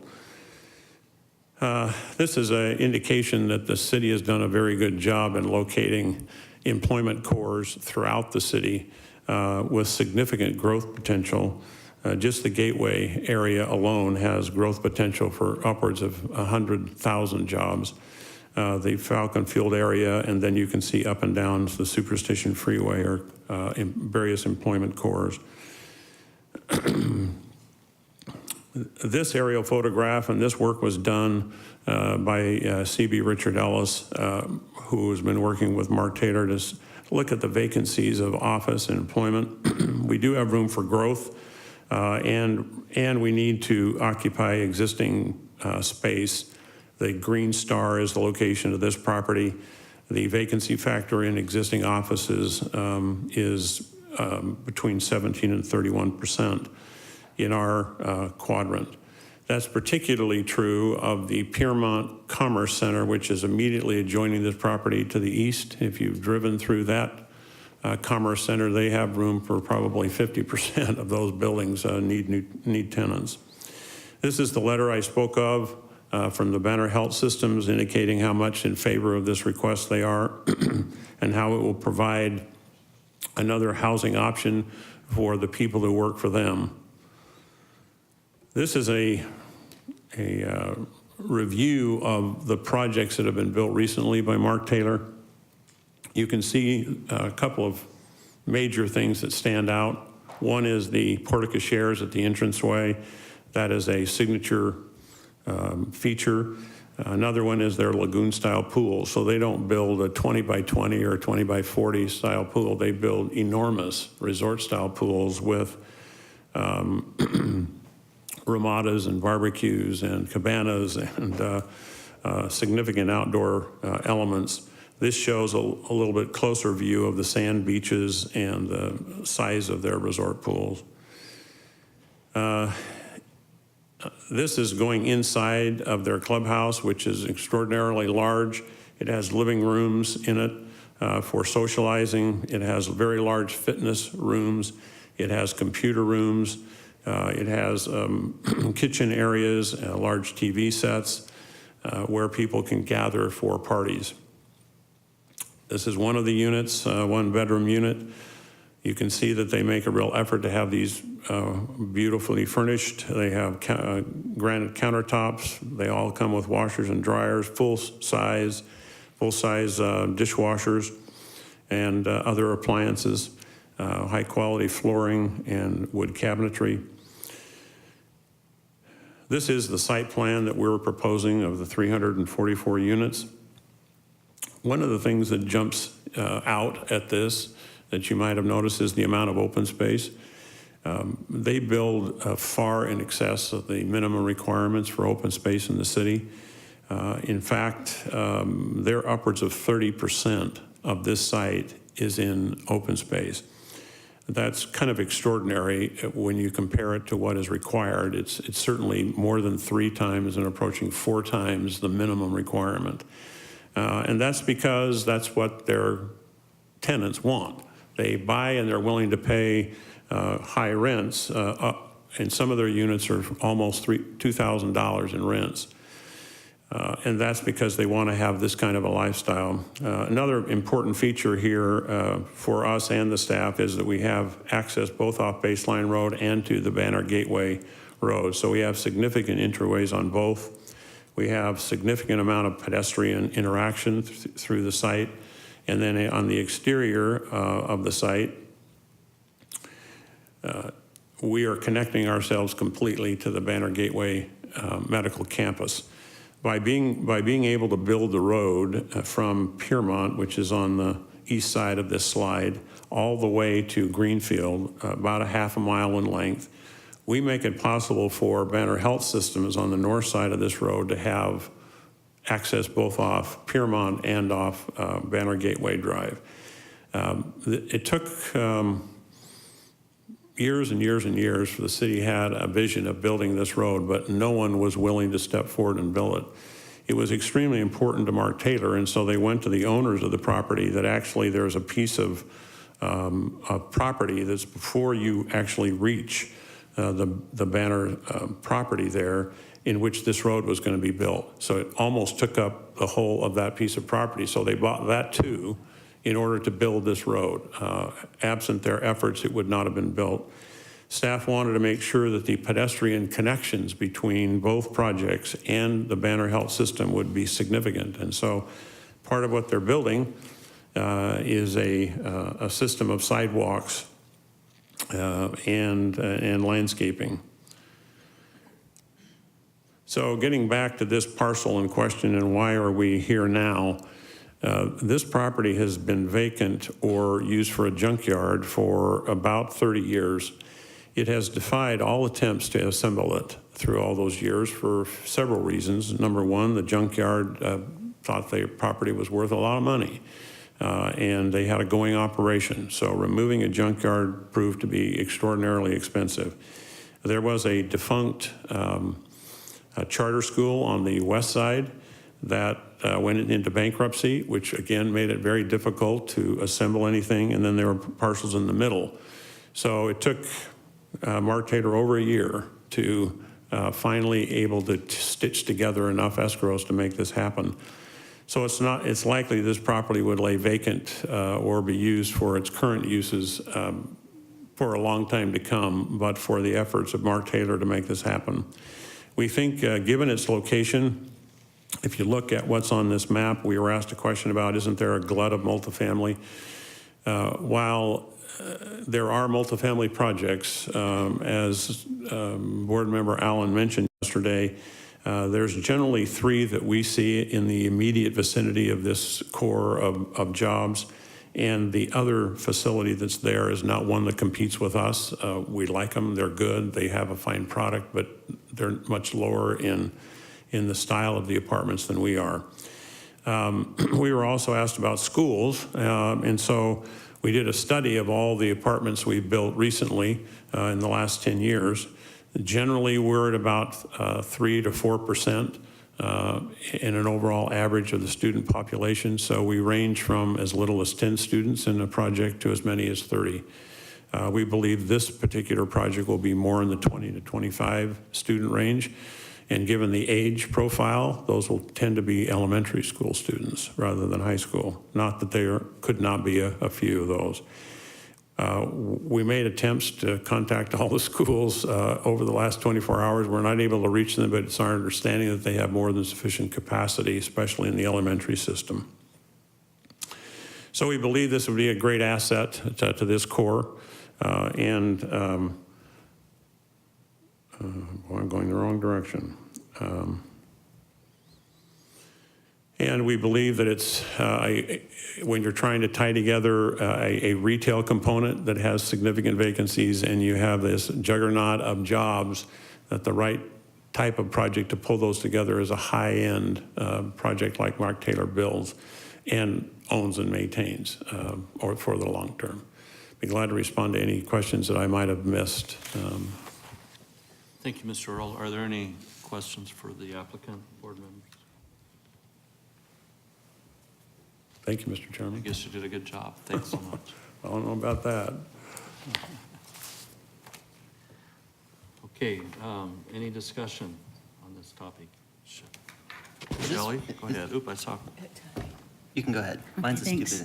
stupid. So my question is for the planning staff, and just generically, and I'm looking at right now I'm looking at the general plan, right, with the employment area. Wouldn't we consider this a spot zoning? Because both property to the north, property to the east, property to the west are all in the employment district. And this one is a request to repropose it, to rezone it. Obviously, they touch at the corner, the one in the top corner. But wouldn't we consider this a spot zoning? Chair, Board Member Allen, if we start from the general plan component to this request and the modification to from the employment to the mixed-use activity district, is that appropriate in the area, in that change? It's been an odd one for us to look at and work with. We're continuing to think about the area between, to the west of this case, on over to the commercial center. Does that stay employment, or should we come back and expand the mixed-use activity district to go ahead and include all of that? And that's something that we may come back with in the future. But I think, as Mr. Earl kind of pointed out, when we look at this area, step back and look at that larger area and what goes into making it an active and vibrant area, I do agree that introducing some additional multi-residents at this location can add to the overall vibrancy of the area, to the employment, to the shopping center that's there. And there's kind of a fine line maybe between the employment in the mixed-use activity district. We encourage employment to happen in the mixed-use activity district. There's a component of the employment, if we went to even a more urban component, that we encourage the residential to be in the employment area. So I think they do all mix well. It is a little bit odd, but trying to get back to your question, once we look at it from that general plan perspective, allow the mixed-use activity district, the residential is an appropriate component of that. And so, no, I wouldn't view it as being a spot zoning. I see it as being appropriate in this area. And I understand what you're saying. I guess I'm looking at it from my experience in economic development. And we've always done everything we can to protect the employment zones, you know, for that reason. And residential housing is definitely not one of the things that when I was in economic development, that we would look at. So that's one of my concerns. And my other one, again, just like I said before, and Mr. Earl heard me say that, I feel like there's an oversaturation. There's nothing at all. Absolutely. I think Mark Taylor is a great builder. I think that, you know, it would be fabulous if that's what, you know, he did. If only he only built in Mesa, built his developments everywhere. But I personally have a concern about oversaturation in the market. The more I did a little bit more research, you know, there's even though Gilbert has that little bit of a, I don't know what you want to call it, little appendage kind of that sticks out and goes to the freeway and comes down. The opposite side of that, so east of Banner, less than a quarter of a mile, is 2 other apartment buildings down there by the UPS development. So you're talking about, there's one just right there on Holmes and Higley. There's one on Higley and Greenfield and Southern on both sides. There's condos and apartments. These other 2, and I think if I understood correctly, is Mark Taylor wanted to build the hotel first and then the apartments second. Is that, they're doing it all at the same time? It's the apartments first and hotels a future project. Okay, I had it backwards. Okay. So with that, you know, there again, I said earlier that this would have been the 4th site, right? The 4th within a square mile. But if you go a quarter mile to the east, there's another 2. I just think this is an oversaturation in the area. So I can't support that, just from a philosophical, I guess, point of view, that I feel like I understand what you're saying with the mixed use, but I look at it from an economic development perspective, and I just cannot, I don't think we should be giving up our employment areas, and as well as oversaturation in the market. It's nothing at all to do with Mark Taylor or the builder or anything like that, or the quality of projects. I know they do a very fine quality. That's just my personal perspective. Chair, if I may respond a little bit to one piece of that. And we definitely agree about our employment areas. You've heard us talk about it in several other cases. The general plan does call for protection of our employment areas. And so part of that process with these is to make sure economic development is aware of the requests and seek their comments and feedback. They did not have any opposition to this particular change, I think, because of what the feedback that they've gotten from Banner and the benefit they see of the development to their continued expansion. Thank you, John, for that. If I just might add, you made a comment in our study session yesterday that caught my attention. That is, what's to stop them from going on through and making this one massive? Exactly. But when you come to see the investment of Banner there and they own the property, that actually gave me a lot of confidence that what we're hearing is the case. I'm hoping that's the case. I can't see yeah. Banner saying, nope, there's no demand, we're going to sell this. They might just, you know, determine can't that control that. Right, we can't control that, and I don't know any way that we could change it to be otherwise. I did have some conversations with economic development, and unfortunately I heard a little bit of a different perspective. And maybe that's because I was kind of, you know, saying, what are we doing? How come, you know, this is what we used to do? So that's why I do have some concerns in that area. But I hear where you're coming from, and I think you're valid in taking that position. Any other comments? First, earlier we were racing. I start calling numbers. What's that? We lost our oomph. We lost our oomph, huh? Jessica, you want to add a comment? I think it's a support for Banner. And I think especially that it's Mark Taylor I mean, these are nice. I think it's gonna be a high demand in this area, especially for this product. I mean, I think it was funny, he brought up the dog park. I mean, there was just an article in the paper about how millennials are now, the only reason they're buying houses now if they're single is because they wanna have a dog, place their dog. Now, here's a dog park, so they're never gonna have to leave Mark Taylor Apartments, apparently. But I think this is a very, it's right on Banner Gateway Road. It's gonna have an access to it. It's supported, it connects to, it's gonna connect to Greenfield, to Higley. I think it works. I mean, adding more employment there, if you, you have some leftover large lots to the west and stuff, and the second you put in employment there, despite it being employment designation, they're gonna have a fit.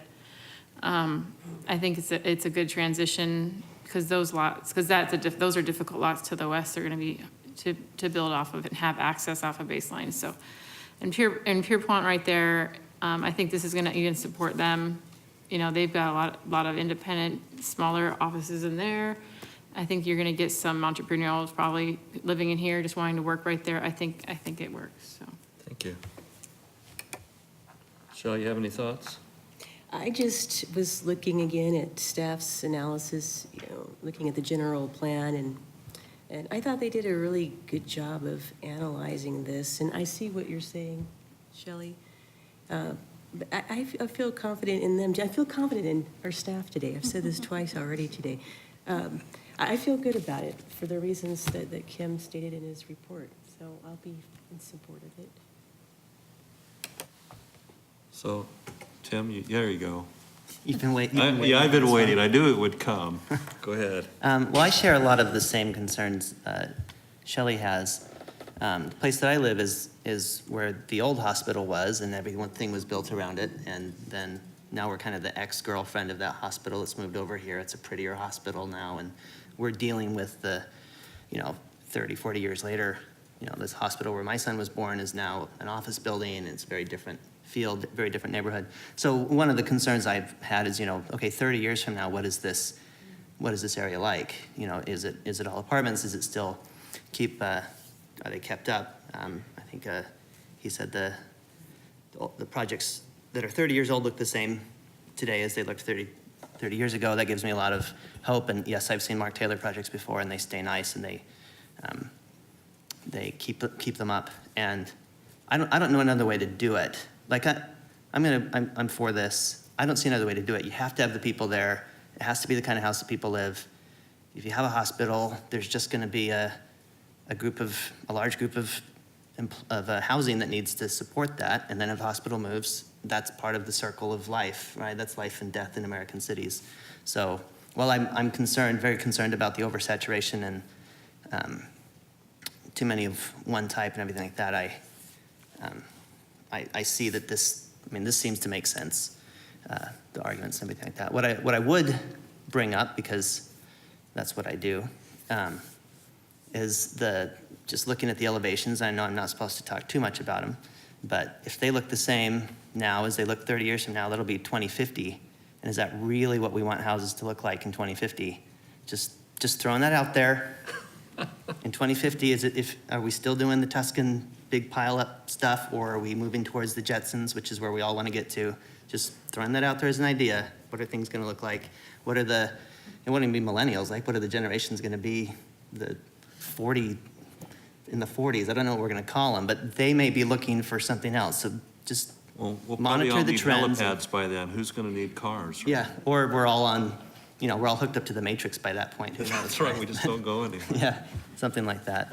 I want to know what Jetson-esque architecture is. Yeah, that is a good question. That I've never heard that before. It's like this. Lots of bubbles and. Anyway, I appreciate the research that was done in reaching out to the schools, and appreciate the comments from everybody and work from staff. Thank you, Tim. Jennifer, you want to say anything? Just real quickly, I understand the density issue, and that is always a concern as this city is growing so fast.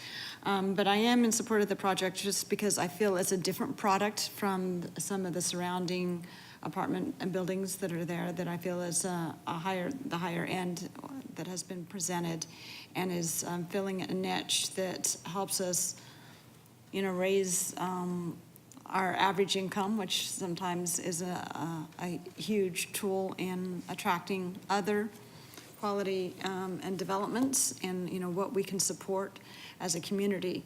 So even though there is density around it, this particular product, I think, is well-desired and utilized in this area. Okay, thank you. I think I've heard from everyone. At this point, I guess I will entertain a motion. I'll take a stab at it, Mr. Chairman. And I believe we can combine all three. Is that correct, John, in our motion? We typically like to at least have the general plan item separate Would you? first, but then if you want to combine the zoning and the preliminary plat, I think that's okay.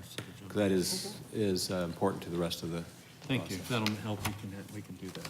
Okay, so I'd like to recommend approval of item 6A, GP minor 17-001, District 2, the 4700 through 4800 block of East Baseline Road on approximately 22 acres.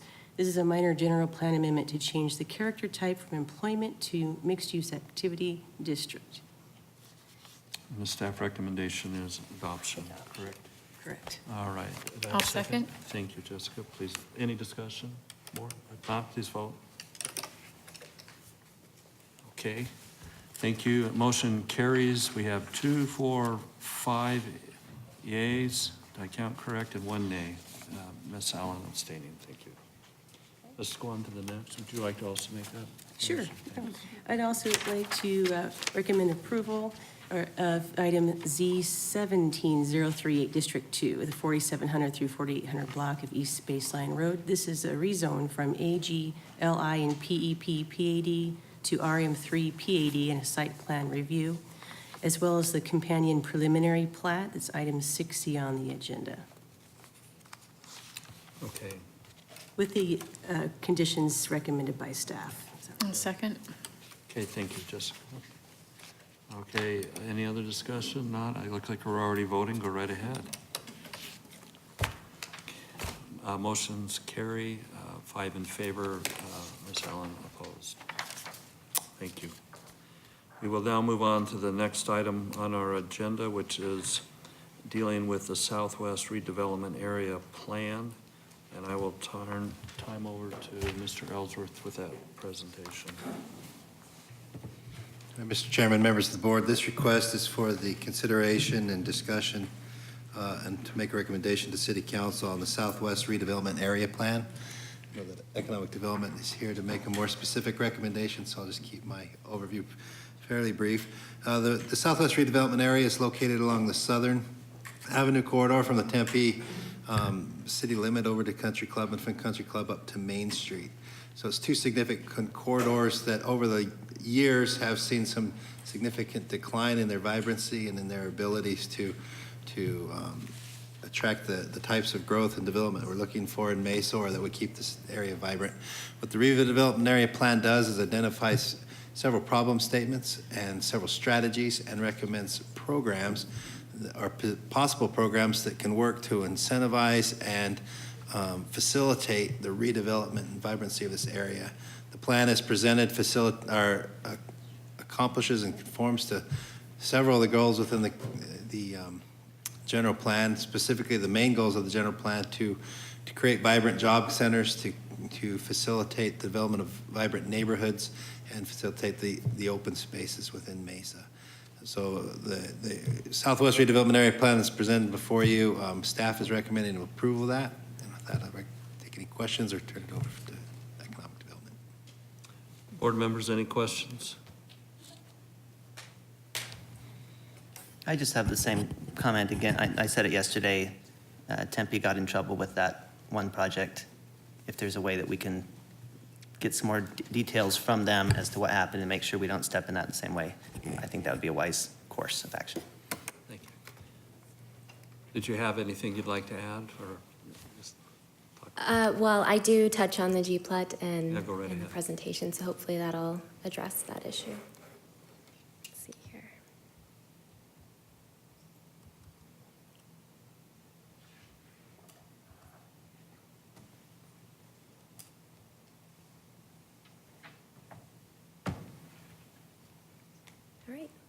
Good evening, Chairman, members of the board. My name is Sarah Sorensen. I'm a project manager for the Office of Economic Development, City of Mesa. And as you all know, over the past several months, we have been writing the redevelopment plan for the Southwest redevelopment area. Tonight, I'd like to share with you a few of the main components of the plan. But before we jump into it, I do want to give a quick refresher. So a redevelopment area is simply an area designated by City Council to be in need of revitalization. In general, the area will have to exhibit a predominance of blight.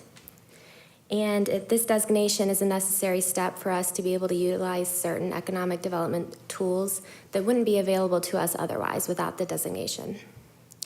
Mesa has 2 existing redevelopment areas, the Town Center RDA, which is essentially our downtown, as well as the Southwest RDA, which we're talking about tonight, and that was established last September. The Southwest RDA is essentially the area that we commonly refer to as the Fiesta District. From downtown, it extends south on Country Club and west along Southern.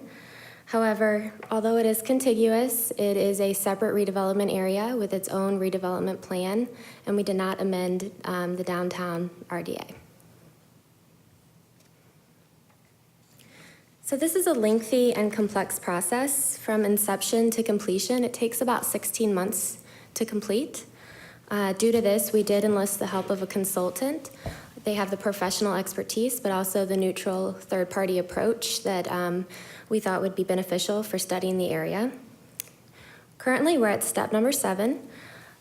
This is a process that is governed by state statute, and the statute requires us to present the plan to the Planning and Zoning Commission to ensure its conformity with the city's general plan. Within 30 days of your approval, hopefully, we do take the draft plan to City Council for their approval and adoption. Stakeholder feedback throughout this process revealed a vision that was consistent with the Fiesta District Implementation Plan and Design Handbook. The vision reiterates that the Southwest RDA is becoming a unique and active and an economically vibrant urban destination.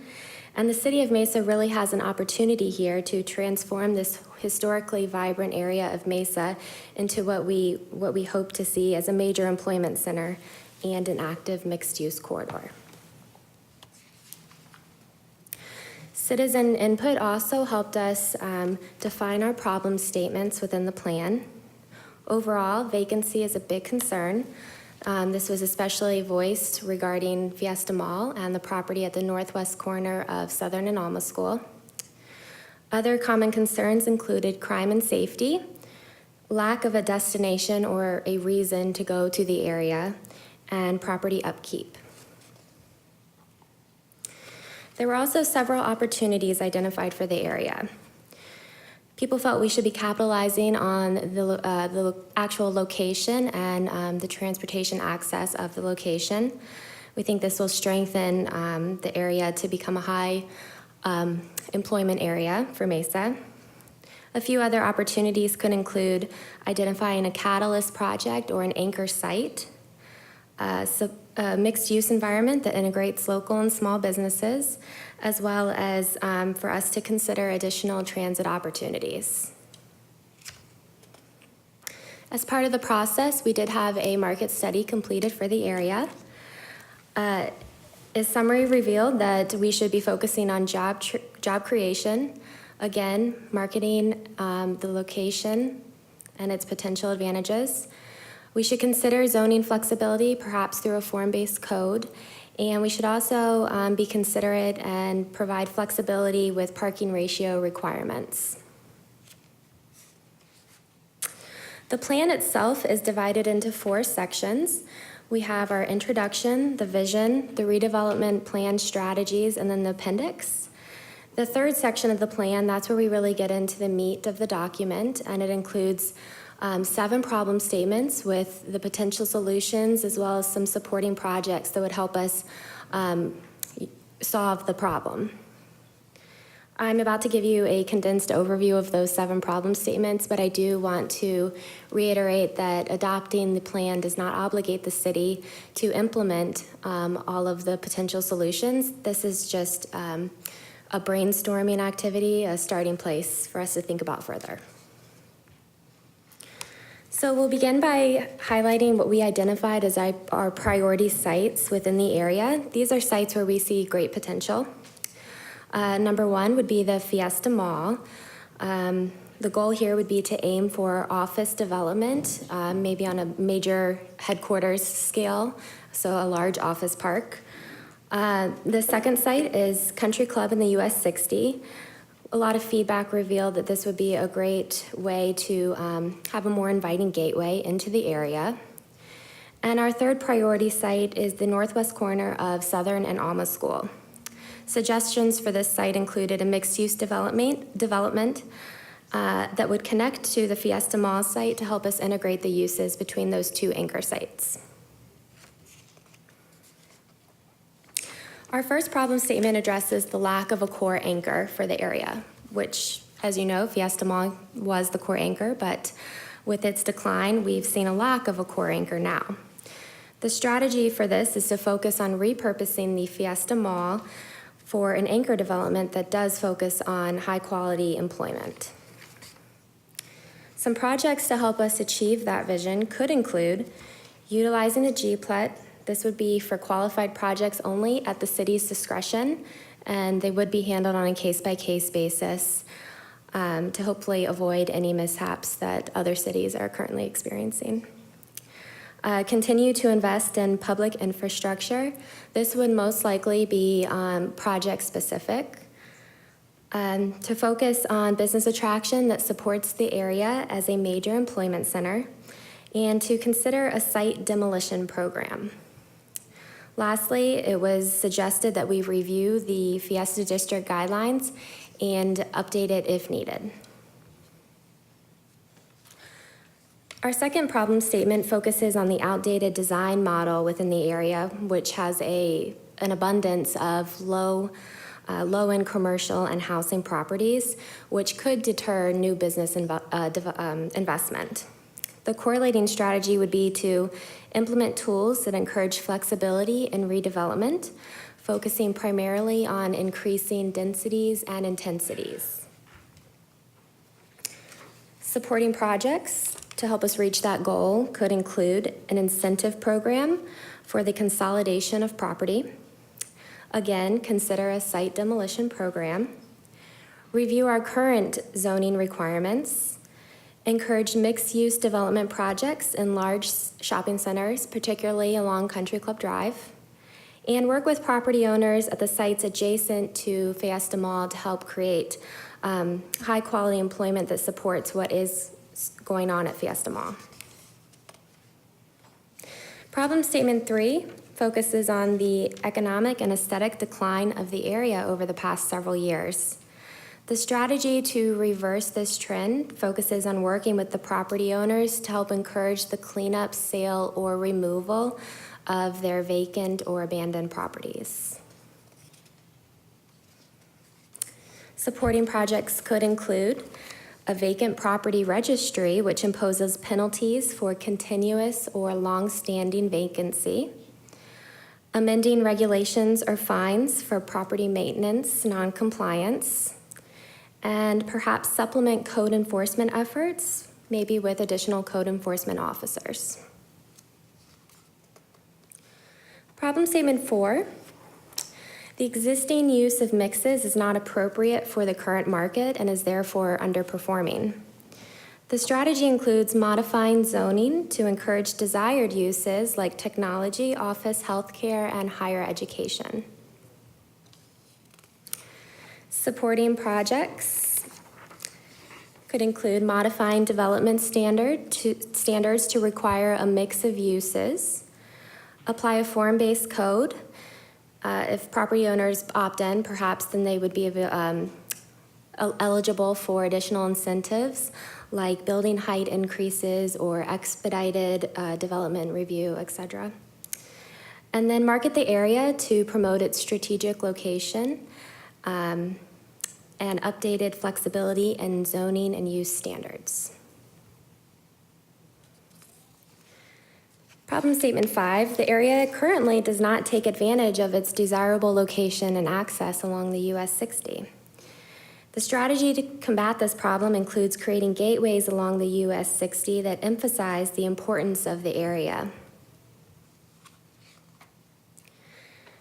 To achieve this, we could provide high-level site designs to redirect development, especially at Country Club in the US 60. We could consider creating guidelines for development around these areas and include special features like streetscape, public art, lighting, and signage improvements. And then we could consider hosting a flagship hotel development forum with major chains to identify site requirements for key hotel sites at the US 60 and Country Club interchange. Our 6th problem statement addresses crime and safety concerns in the area. The solution on this focuses on increasing public safety activities within the area. Supporting projects could include limiting certain business types, such as pawn shops, check cashing, payday loans.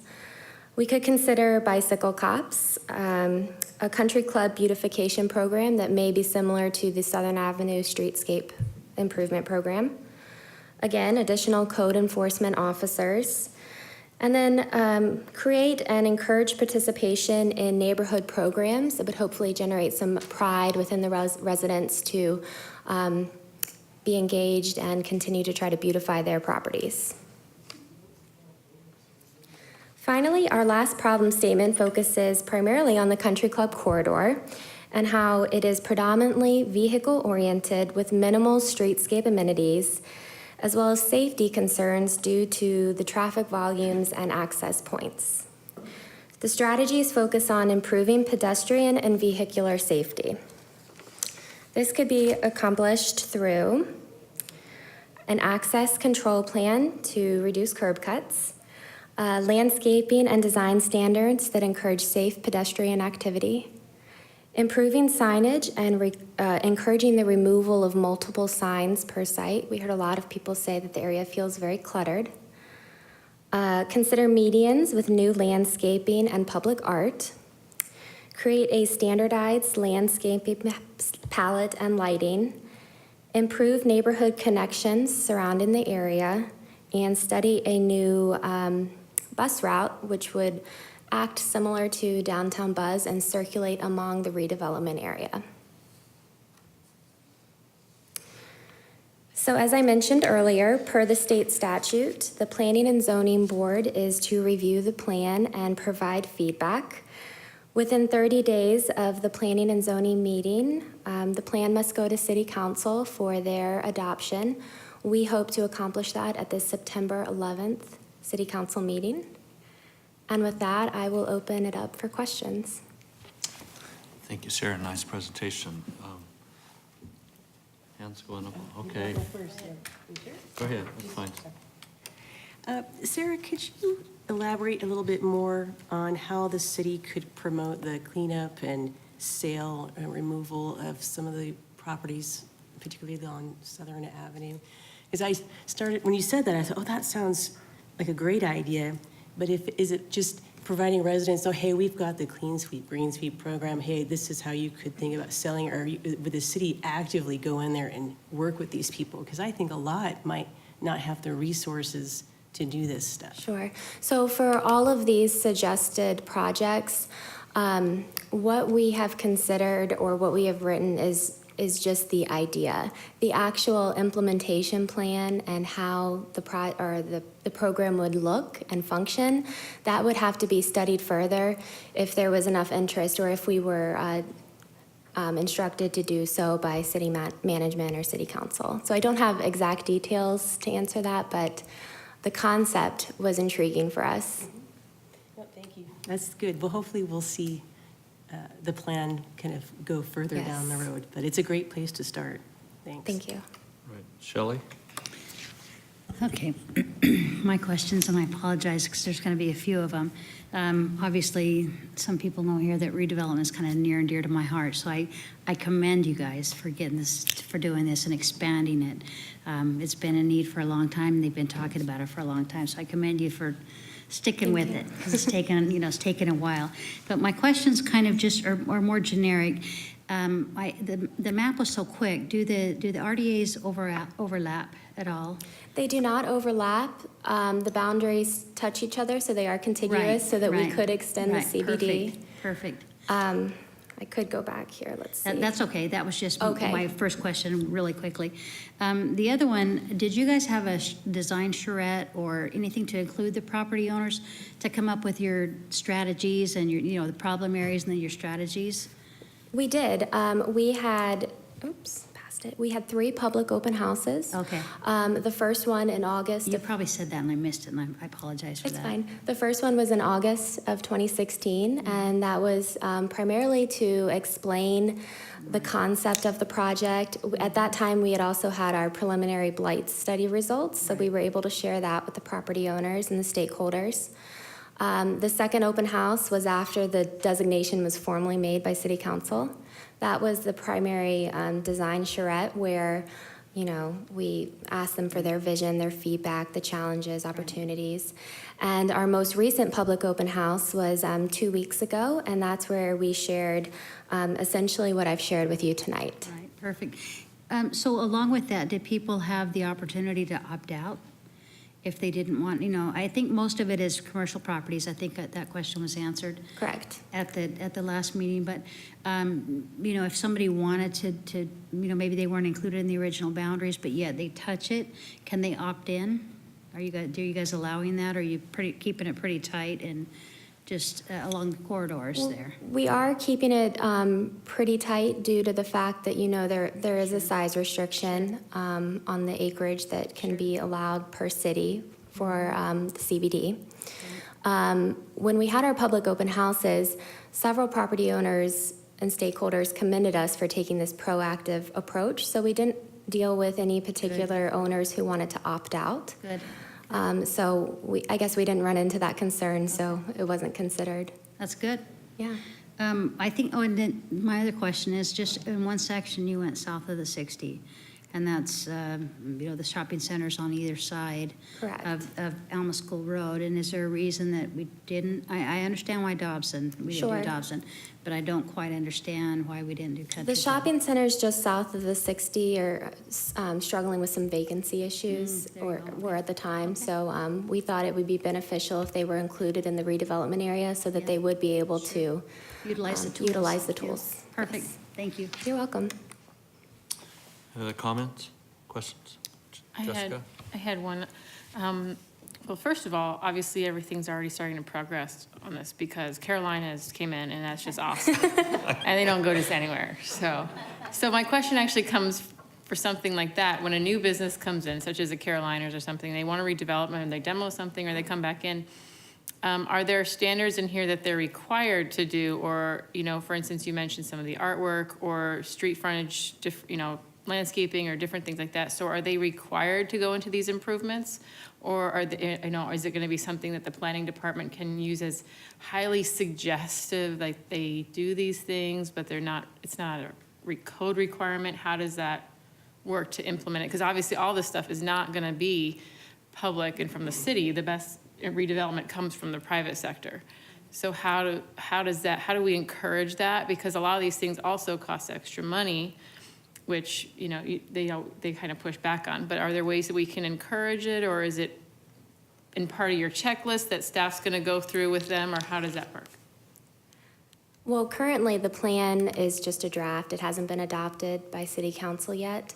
So none of these programs or suggested programs are in effect.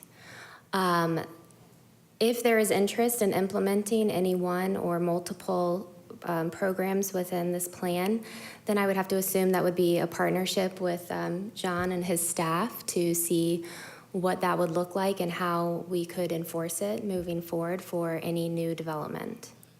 Chair and Board Member Sarkisian, if I may add to that just a little bit, I picture some of these things being pretty similar to the current Fiesta District Design Guidelines. And that's what they are. They're guidelines, so they're not, they don't have the force of the ordinance, but they do give us strongly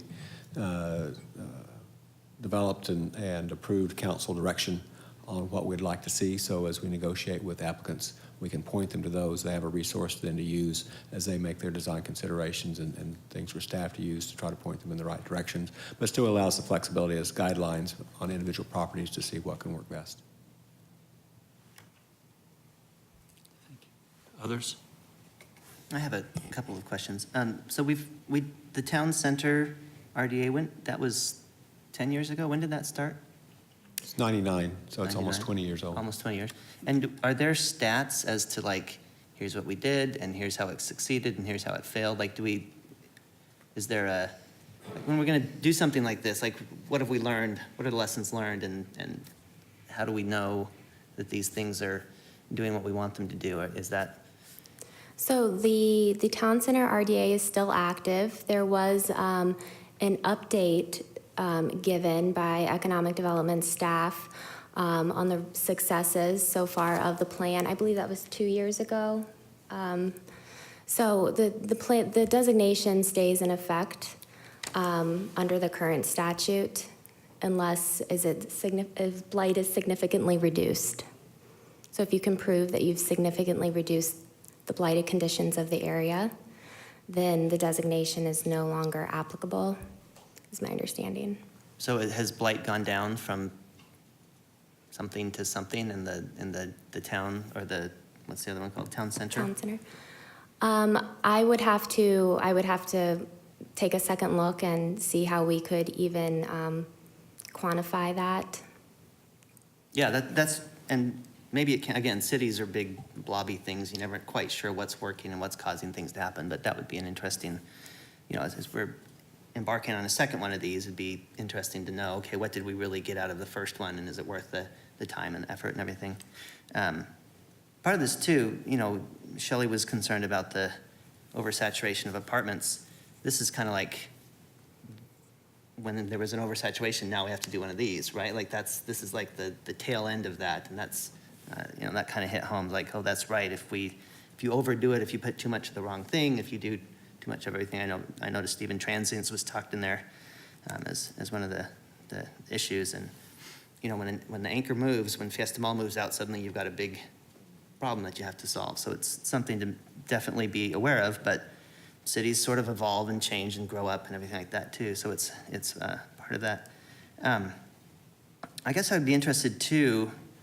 I think this is a great document. It says here's the kinds of things they're doing. I would love to see a couple pages that say, here's an RDA that worked in Tempe. Here's one that worked in Portland. Here's one that worked in New Jersey. Here,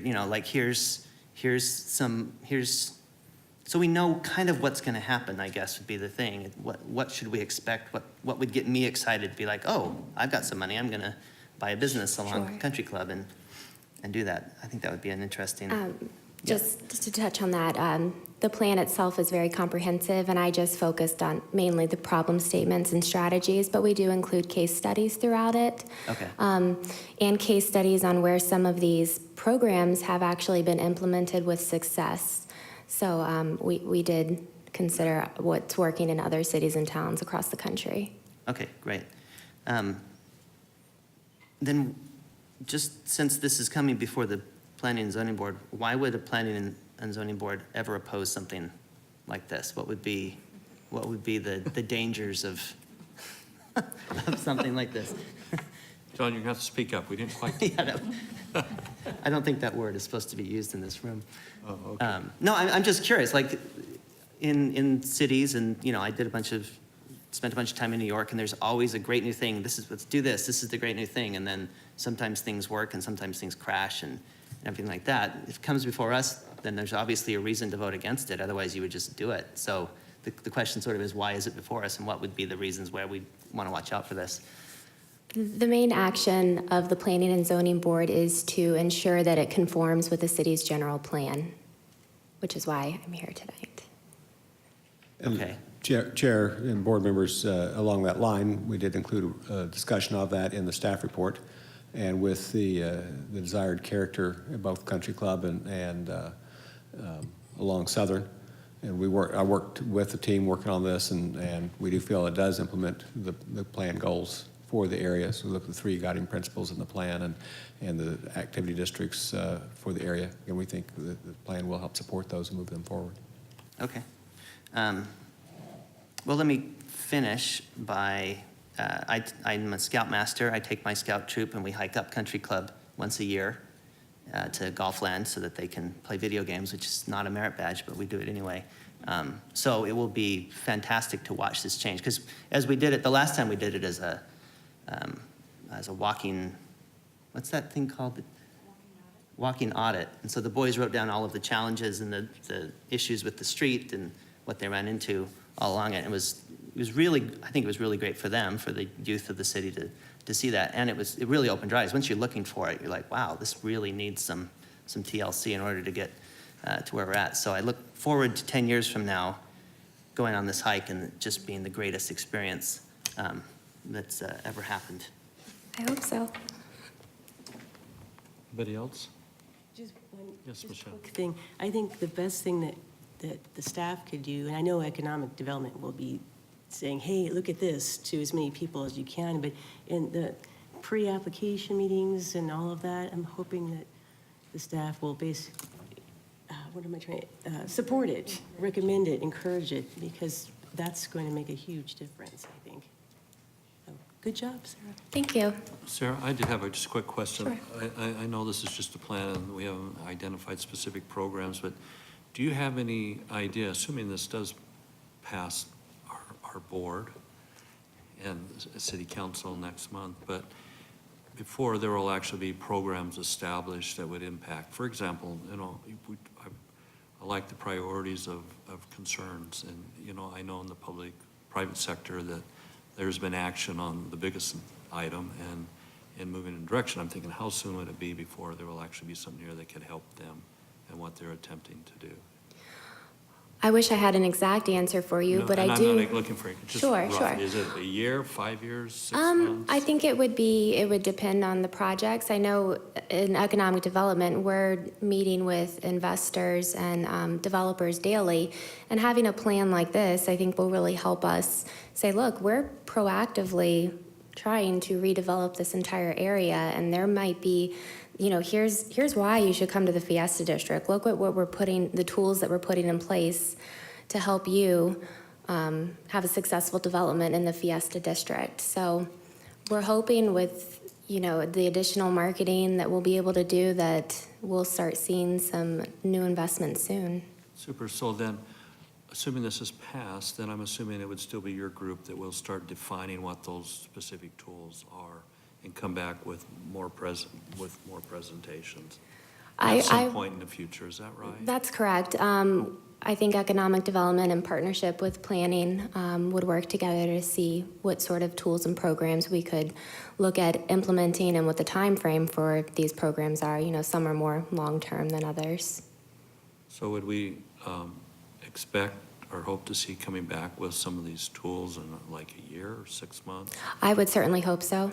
Okay. So the objective is to move quickly on this as opposed to not. It's not going to be a document sitting on a shelf that no one uses. You want to definitely. Right. Yeah, so it's just a lot more than another great idea. Right. So anyway, no, thank you. Nice presentation. I don't have any other comments. Anybody else? Well, then I guess I will entertain a motion on this item. Okay, and I'll make the motion. If I can read it, I will. That I recommend that the Southwest Redevelopment Area Plan, that we follow the staff recommendation of approval. Okay, thank you, Shelley. Is there a second? I'll second that. Thank you, Michelle. Any discussion? Not, please vote. And this one passes unanimously. Okay, thank you. Moving on down the list, other business. John, is there any other thing else? Okay, I see you've already closed up shop there, so that pushes us very quickly. Item number 9, which is adjournment. I guess I will entertain a motion. I'd make a motion that we adjourn. Thank you, Shelley. Second? I'll second. All right. Jennifer, vote. And I know that one's going to pass even before you push your buttons. Thank you, everybody. We will see you next month. I'll take a picture of everybody.